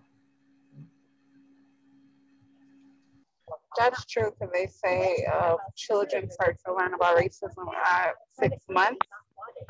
So 6 months, it's already something that they're already being taught and learned. So I feel like when it comes to the non-white person, that's they have games and movies that teach them how to kill, as well for the white people. So it's either we're gonna get killed by a non-white person or we're gonna get killed by a white person. So it kind of juggles both rims of the spectrum because we're losing in both rims.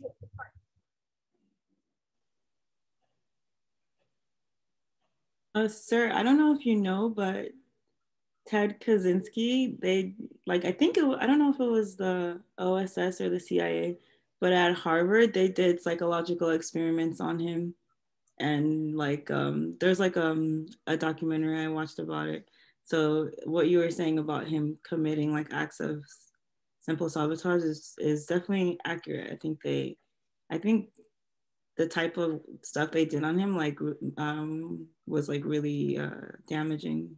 That's what I remember watching. Yeah, yeah, and I believe he wrote about those things in his diary, and also his brother commented on some things. But I know a bit about I know a bit about the Unabomber. Thank you for that context, Miss B. So you have a hand raised. Yes, I want to be as accurate as possible, but there was a section in the manual about bridges, and you'd have to look this up because I want to be accurate. But there was something called Bridgegate that happened here a few years ago, and it had something to do with former Governor Chris Christie, and they actually shut down a bridge because of something that I think he was up for re-election or something like that. Please look that up. Please don't go by what I'm just saying, but I know the names are accurate.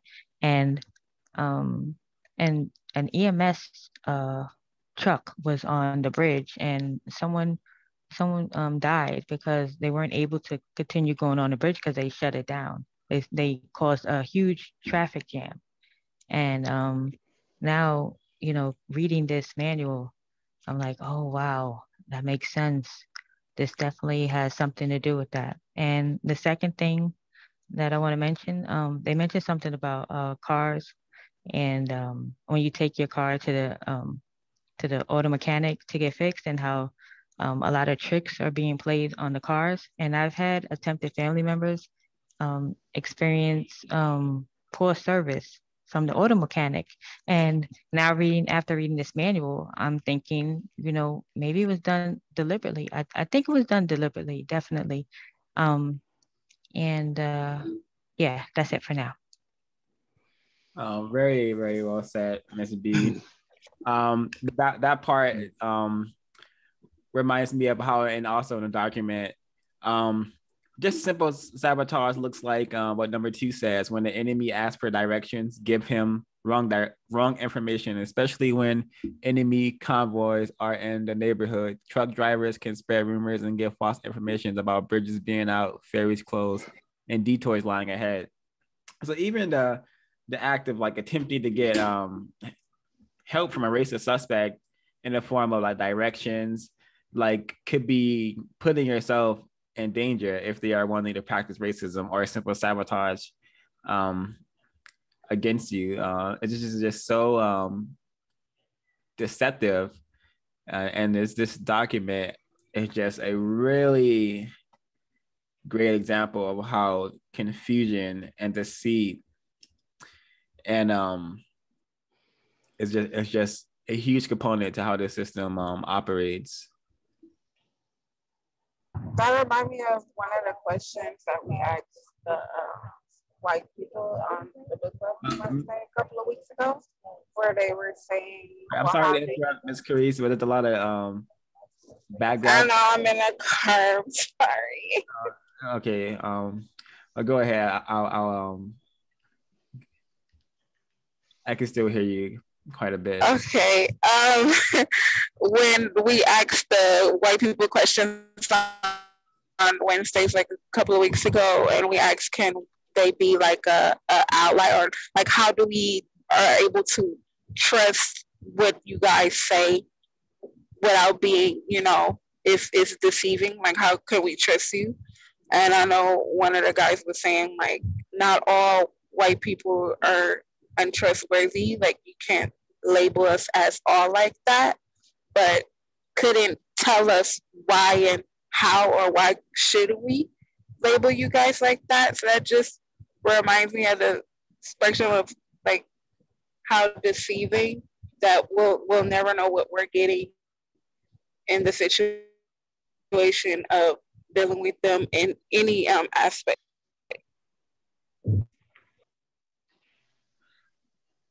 Really, really correct. Never know if they are lying to us or practicing some form of deceit or racism, unless we have part of our code that allows us to attempt to do that. Go ahead, Mr. Silent Warrior. I would agree. I would support. I was thinking something similar to what Carice was just saying, especially with the very first question that we asked people when we decide to talk to them about or ask them questions about racism. Are you a white person? We can have people that we think are non-white, or people that we think are white, or, you know, we can be very confused about that. And they themselves can be, white people can be supportive of that confusion, and non-white people can be confused themselves and want to say that they're white. So I think for me, that what you said just reminds me the importance of getting a clear answer to the question about whether someone that we're not sure about is a white person or not.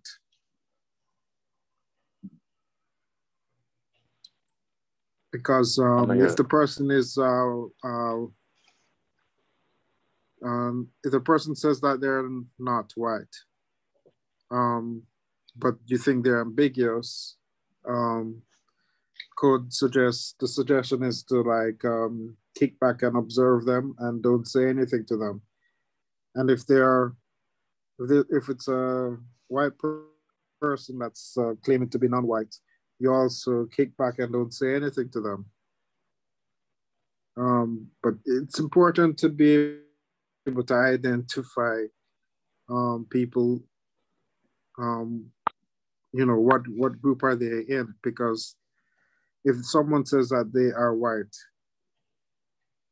but you thought that they were non-white, if they're willing to say that they are white, that means they identify with all of the training or the behavior, or they've assumed that they have to behave in a certain way as white people. And that would seem to indicate that they have to practice racism.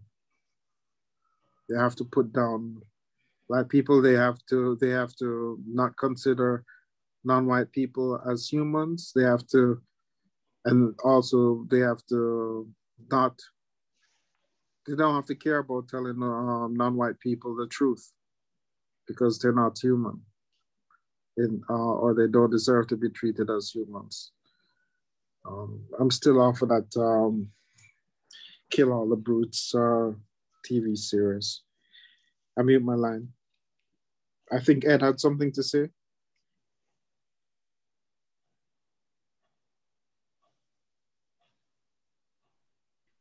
Mr. Edwards, did you want to share a word?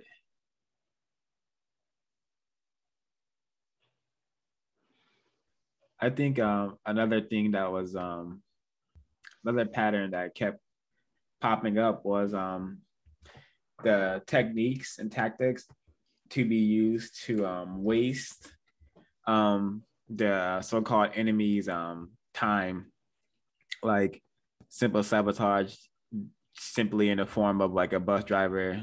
This is from the text. Bus driver can go past the stop where the enemy wants to get off. Taxi drivers can waste the enemy's time and make extra money by driving the longest possible route to his destination. And I'm like, it reminds me of all like the times I've been in a Uber or any other taxi form of vehicle, and that this could have taken place.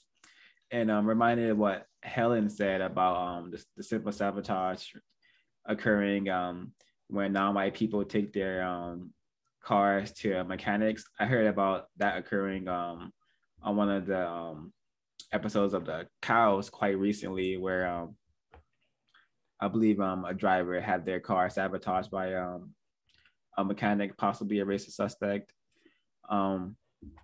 So they have a great number of ways of wasting our time and energy as a form of mistreatment and practicing racism. The portion where they're recommending baggages on planes and luggage being lost or being sent to the wrong destination, costing a lot of stress and just anxieties amongst non-white people. And I'm like, could simple sabotage, racism, white supremacy, of course, but just these tactics be one of the reasons why non-white people, particularly Black people, have such high stress levels and high health problems due to all this bombardment from simple task sabotage, racism, white supremacy, and just mistreatment in general. Because I've definitely had my luggage and been mistreated at an airport before. Ms. Helen? Yes, I've been mistreated in cabs where they take, the long route, and I always thought it was uh, to get more money, but maybe, there was another reason after reading this manual. And where I reside at, the building is maintained by non-white people, but white people they govern it. They allow the non-white people to manage the building. And I've noticed the poor service. Like when they come, there was a section in the manual where they're like, "Oh, well, we're gonna come and fix something." They go to your apartment first. They check it out. Then oh, I have to go get a wrench. Why don't you bring all your tools with you at one time? So they got to leave. They got to go find a wrench or a hammer or whatever. That's a few hours. And then they come back. Oh, I have the wrong part. Then I got to leave again. And just like wasting a lot of time and waiting until things are like worn down and then fixing it. And there was a section about like inferior products and, and oh, they're going to order the most expensive thing, knowing that that's going to take a long time to, to come to the building. And just that whole section, I was like, wow, oh, that's definitely happening where I reside at. Thank you.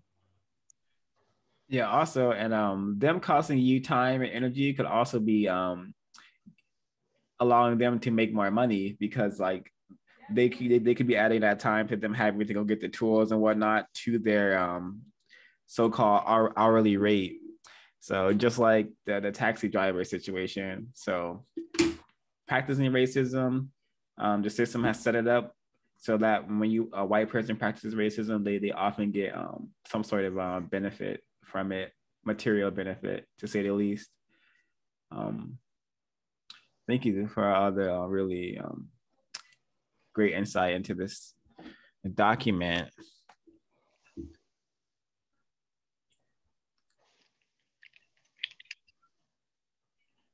Was there any more? Can I ask a question? Please do.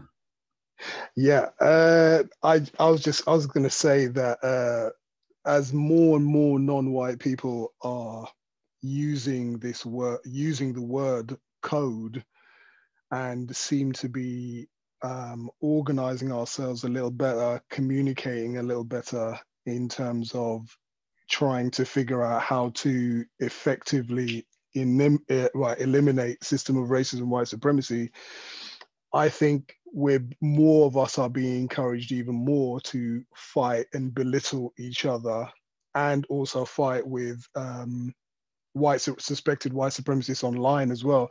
Does anyone have any sort of codified responses in dealing with suspected white supremacists in comment sections, or if there's a non-white person who's a little more confused, etc.? Has anyone got any kind of codified responses to that?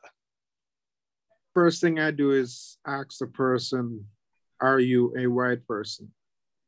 Even if it doesn't matter what their profile picture is, ask them if they're a white person. Mm-hmm. And then the second thing to do is, you might have to spend some time on that. But then the second thing to do is ask for a definition of racism and white supremacy.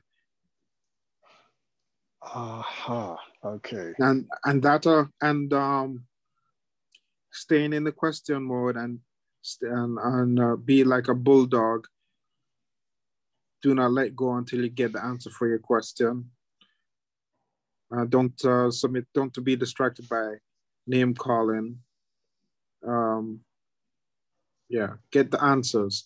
And my goal whenever I've done that I know that non-white people are watching and white people are watching, of course, but have you ever heard Gus on the Cows talk to a white person or interview a white person? Yes. Oh, okay. So I try to go for something similar in the comment section whenever I've done that. Then, within about 6 or 7 exchanges, just by, first you ask if that person is a white person, then you run the definition, and then you mainly work with questions and avoid, sure as hell do not try to teach or train any white people or anybody looking. And if a non-white person jumps in and tries to blah, blah, blah, ignore them and stay on the white person. Ignore. Your best bet, the best thing I've ever seen come out of those things with regards to non-white people is probably a non-white person will contact you privately and say, hey, that was interesting. But in general, it's almost impossible for a non-white person to be impressed just through watching the comments, the back and forth between a white person and a counter-racist. Unless they have a little bit of a counter-racist inside themselves anyway. And yeah. Thanks. That was good. That was good advice, actually. I found that quite constructive. So just basically staying in the question lane, if it's a suspected white supremacist, asking for their definition of racism as well. Yeah. First, you find out if they're white. Because if they're a white person, yeah. You ask them, are you a white person? And if they go back and forth, you can run Helen's question, which is, what does it say on your birth certificate? Some white people talk some white people talk about the 1/16th Native American and Irish and all kinds of blah blah. Ask them what it says on their birth certificate. You get that? I mean, I think non-white people seeing white people that are obviously white trying to snake their way out of something that is so obvious that they're white, that alone might help to make them be a bit more curious about counter-racism. And then when you run the definition for race, ask them for a definition of racism, they drop their definition, then you can drop your definition. I mean, those two questions is enough. Those are two good karate moves to practice. Thank you very much for that advice. I'll definitely just try wax that in on, the future. wax off. Wax on and wax off with those two moves. I've been doing that for the past year and I'm still not solid. Okay, but those two moves are the best, are really good. Wax on, wax off. Are you a white person? What's the definition of racism, white supremacy? I will definitely try to apply that, definitely. I mean, because I'm sort of new to this whole social media thing, really, and that's exactly what I've been finding. There's been a lot of, well, I'd say more confused than I am, even though I'm still confused. There have been a lot of confused, more confused non-white people and a lot of suspected white supremacists who really, I guess, are trying to sabotage, like that code book says, and are trying to waste my time or try and waste other non-white people's time and stuff, and getting us to argue with each other or argue with them in an attempt probably to get us thrown off of social media as well. So your advice there is really helpful. Yeah, thanks. If I may make one last suggestion, it is that if you don't know the people in person or you've never met them, it's likely that they will lie to you and they don't feel any consequence because you're not a real person. You're just something on Facebook. So in general, I don't really, I've joined a whole bunch of Facebook groups last year after the George Floyd murder and trying to, talk and share. But if the group is especially large, it's like next to impossible to really have a good dialogue going. And remember, social media's main purpose is to keep you on social media so that they can increase your exposure to advertising. So there are algorithms and the way that their like button and the way their comment sections and everything is set up is to keep you engaged. And topic like, right? So they're, keep you engaged, keep you emotionally engaged. So you will feel like, I have to defend myself or I have to embarrass this person or, then you keep staying on the Facebook group, but you're not necessarily learning much. Thankfully, these two questions, are you a white person and what's your definition? That's just your two karate moves and you just need to, you can practice that for the next 2-3 years and you'll continue to collect data and you'll begin to see a pattern from which you can learn from. So for social media, I think running those two questions, you can get some good data over a year or so, and you'll see some patterns. And you can just kick back. I wouldn't ask any, I personally, I don't want to, there's so many books to read. There's so many books to read.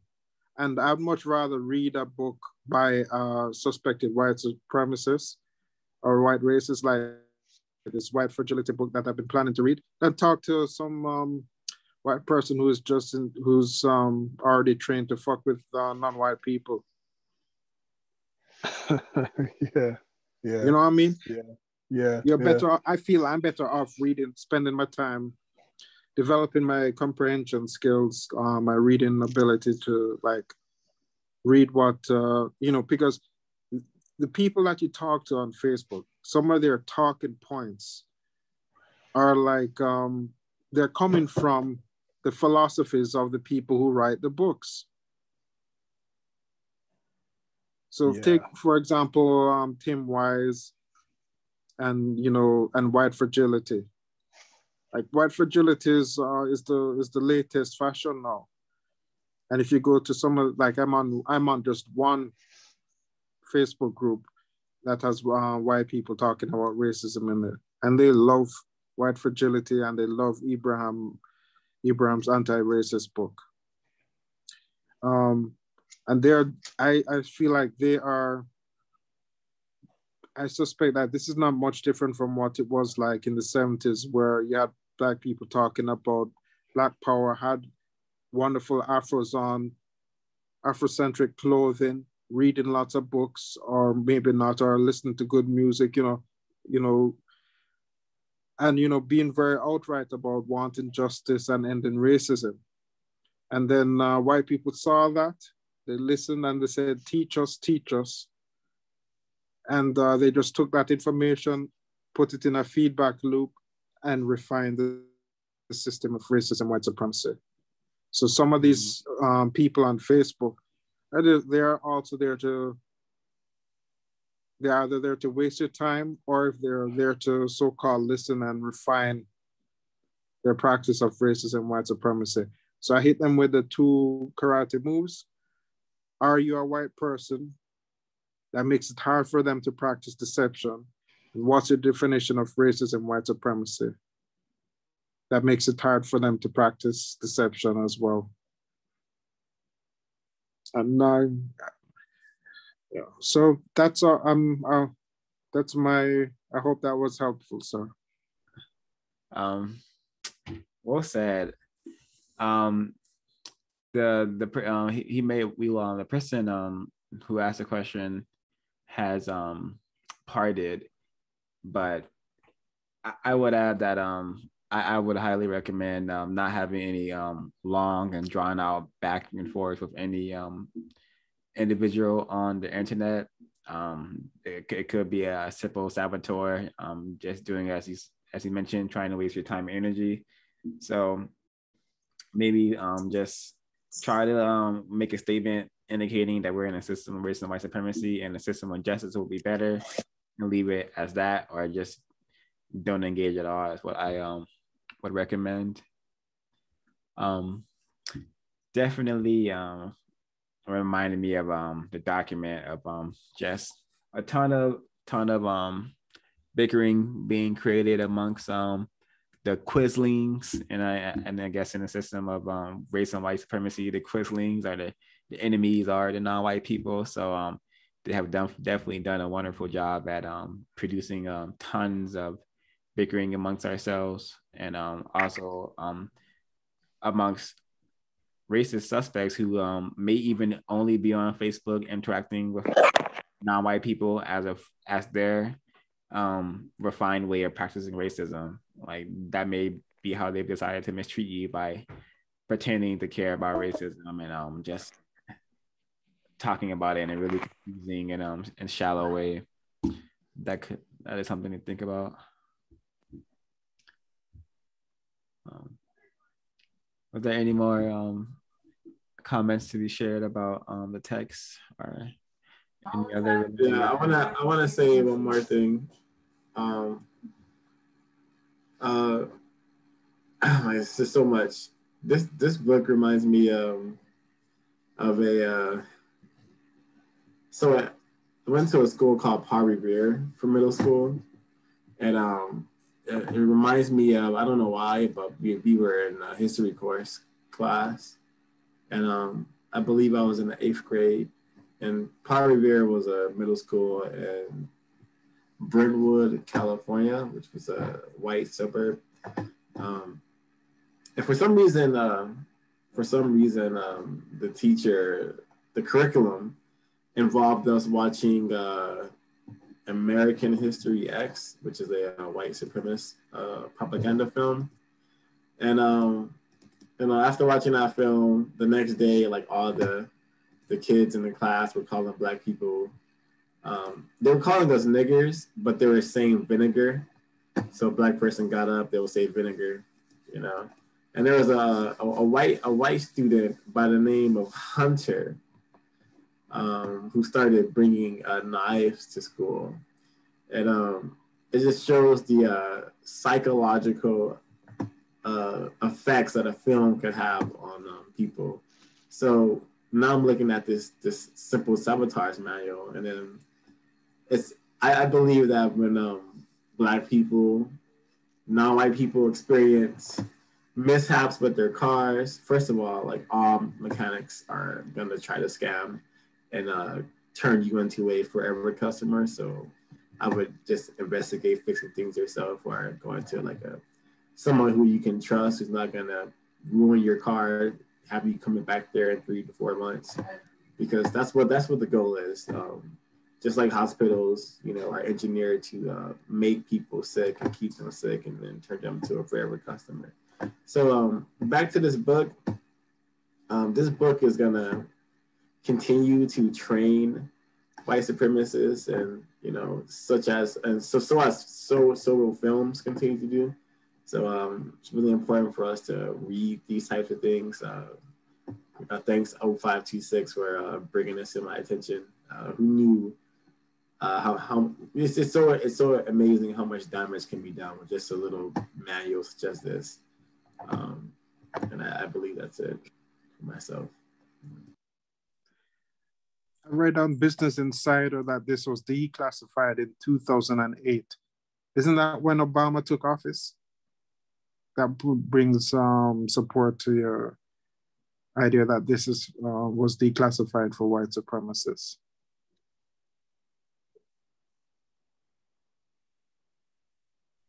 Interesting.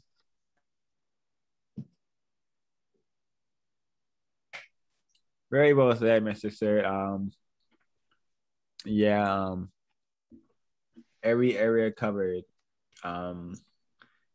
Tons, hundreds of reasons to be suspicious of white people can be found in this manual, because they're literally teaching how to disrupt and practice directly and or indirectly racism, white supremacy, whether it's through disruptions in the workplace, disruptions and just your mail being delivered on time, which can maybe if you're waiting on maybe money to come or maybe medication to come, can probably cause serious harm to you.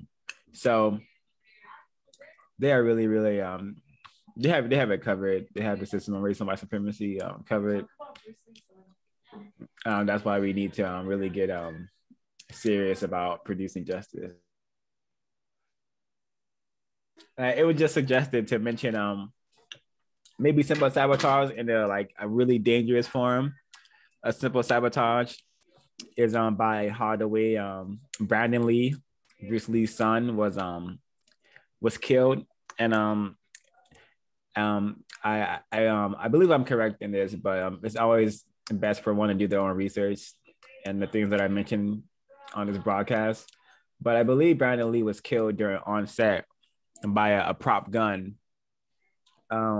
Somehow a real bullet or somehow a prop gun killed him on set. So that's how Bruce Lee's son died. And that could very well be an act of racism or an act of simple sabotage.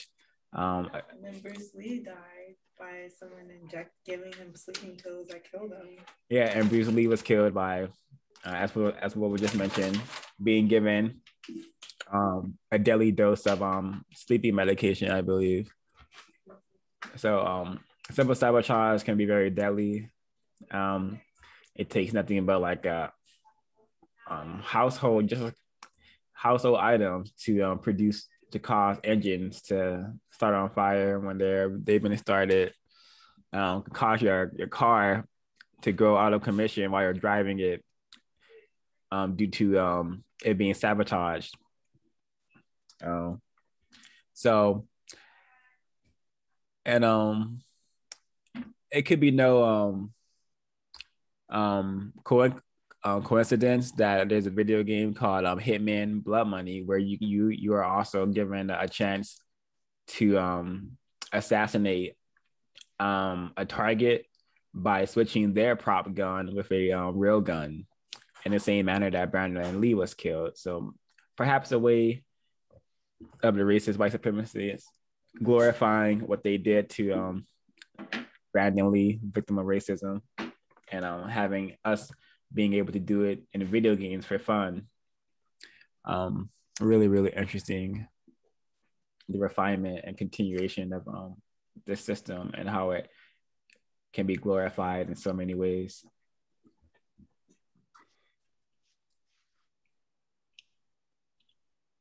Yes, mocking non-white people infinitely.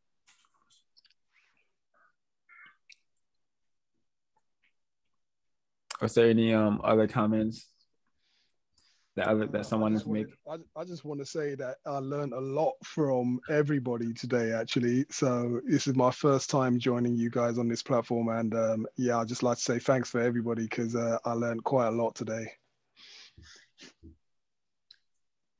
Thank you, sir. I feel the exact same.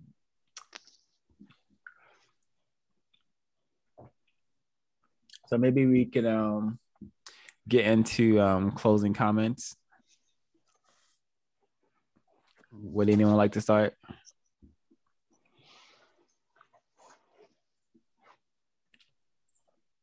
Oh yeah, I could go ahead and start. Very constructive use of time.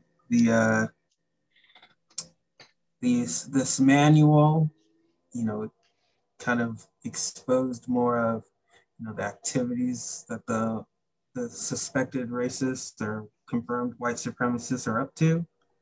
I can see how these, when put into daily practice, can be so effective in effectively keeping non-white people disorganized and preventing them from actually getting anything done. I can see this being done in multiple avenues, in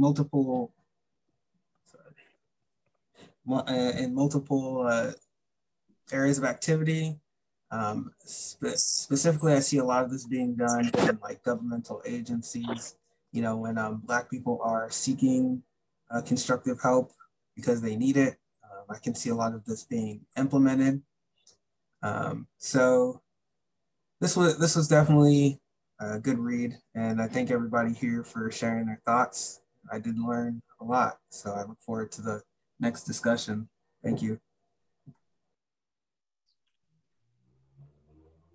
Thank you. Oh, I could go ahead and pick somebody. Silent Warrior. Yeah, I thought it was. I like to see the. I liked that I noticed the connection between this manual, Dr. Fuller's work. I'm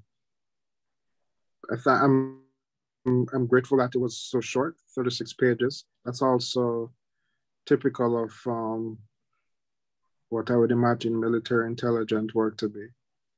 And even though it's about 75 years old, I think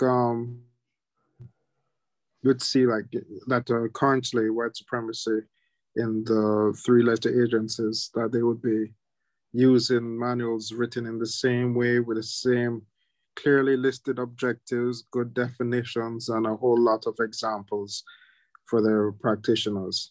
So I mean, if anything, it gives me more confidence in the code book. And yeah, thank you for the discussion. Very well said. This is a great piece of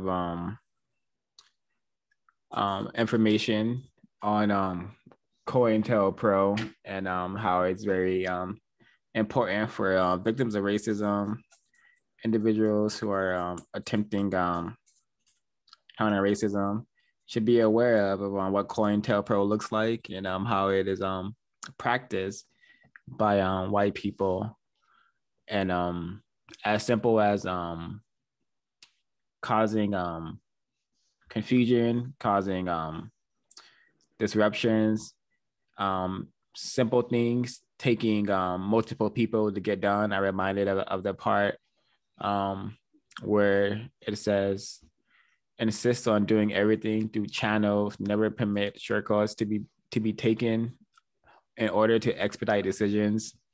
And it also says, as I mentioned, that to require like 3 people to make one decision. And I'm like, this is like all of how education, how all of my areas seem to be set up. You know, it's always set up and having to go through multiple people. So simple sabotage has is definitely like embedded into the system of racism and white supremacy. And I appreciate this document for just really showing the how racism and white supremacy is practiced, and what COINTELPRO looks like, the same COINTELPRO that was used to destroy the Black Panthers, put many non-white people in prison, and just create a whole lot of problems for non-white people. And to keep it going, I'll go ahead and popcorn smoking damages. I mean, Mr. Brian. Yeah, I guess my takeaway from all this today is that, sorry for the interruption earlier as well, actually, I just, someone tried to call me on this number. And yeah, I would just like to say my sort of takeaway from this today is that whether the racists are using an actual tangible code book, or whether they practice their racism, white supremacy through osmosis, it is literally a code anyway. And they practice I think they knowingly practice racism, white supremacy, and it's not unconscious bias or anything like that. So yeah, that just shows, I think, that it's not unconscious, it's deliberate, and it's practiced, and they know that they're practicing racism, white supremacy. So I found today quite constructive.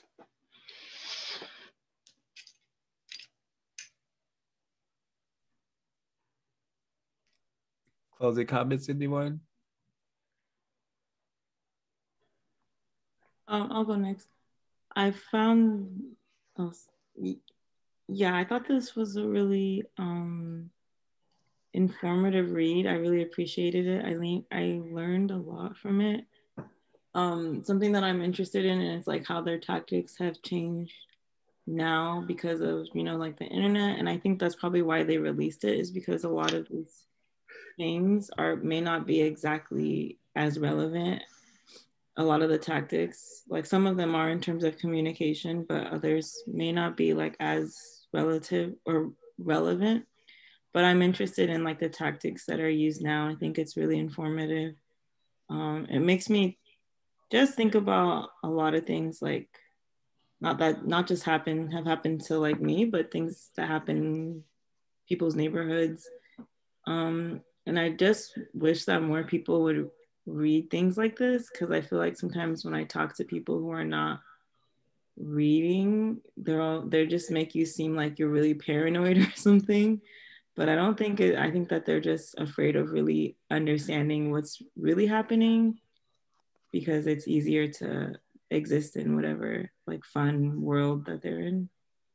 But that's all. I guess I'll pass it to Helen. Have you gone yet? No, I haven't. I deeply appreciate the platform. And one quick thing about the manual, something that I wrote down about it. It's interesting how the news, aka white people, they were promoting Black Lives Matter, and they were always interviewing the members and really putting them out there. And now those same people are they're talking about how much the donations that they've received, and how one of the members, I think her name is something Colors, um, that she bought a few homes, and like the worth, like how the homes were, they cost like millions of dollars, and now people are trashing Black Lives Matter, and also some of the mothers whose children were killed by police.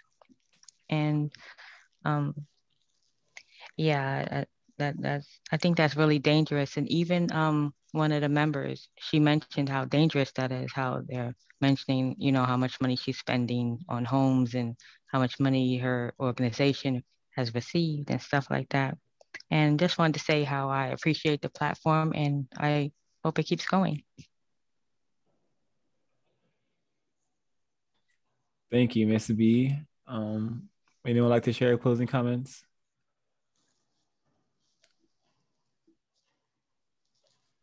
Mr. Kwaku, Mr. Cert. I think Kwaku already went. Apologies. Mr. Cert.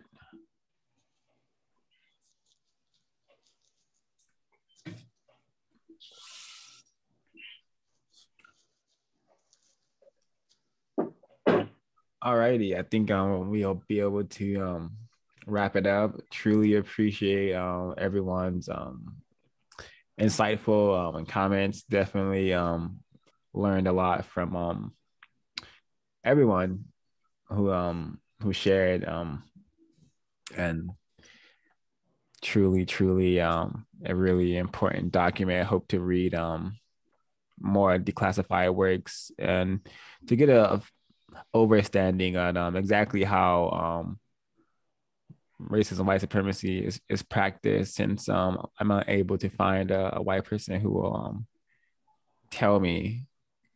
So truly appreciate being able to discuss this material with everyone. I hope that it allows us to counter racism, attempt to counter racism more effectively. I'm gonna end it there.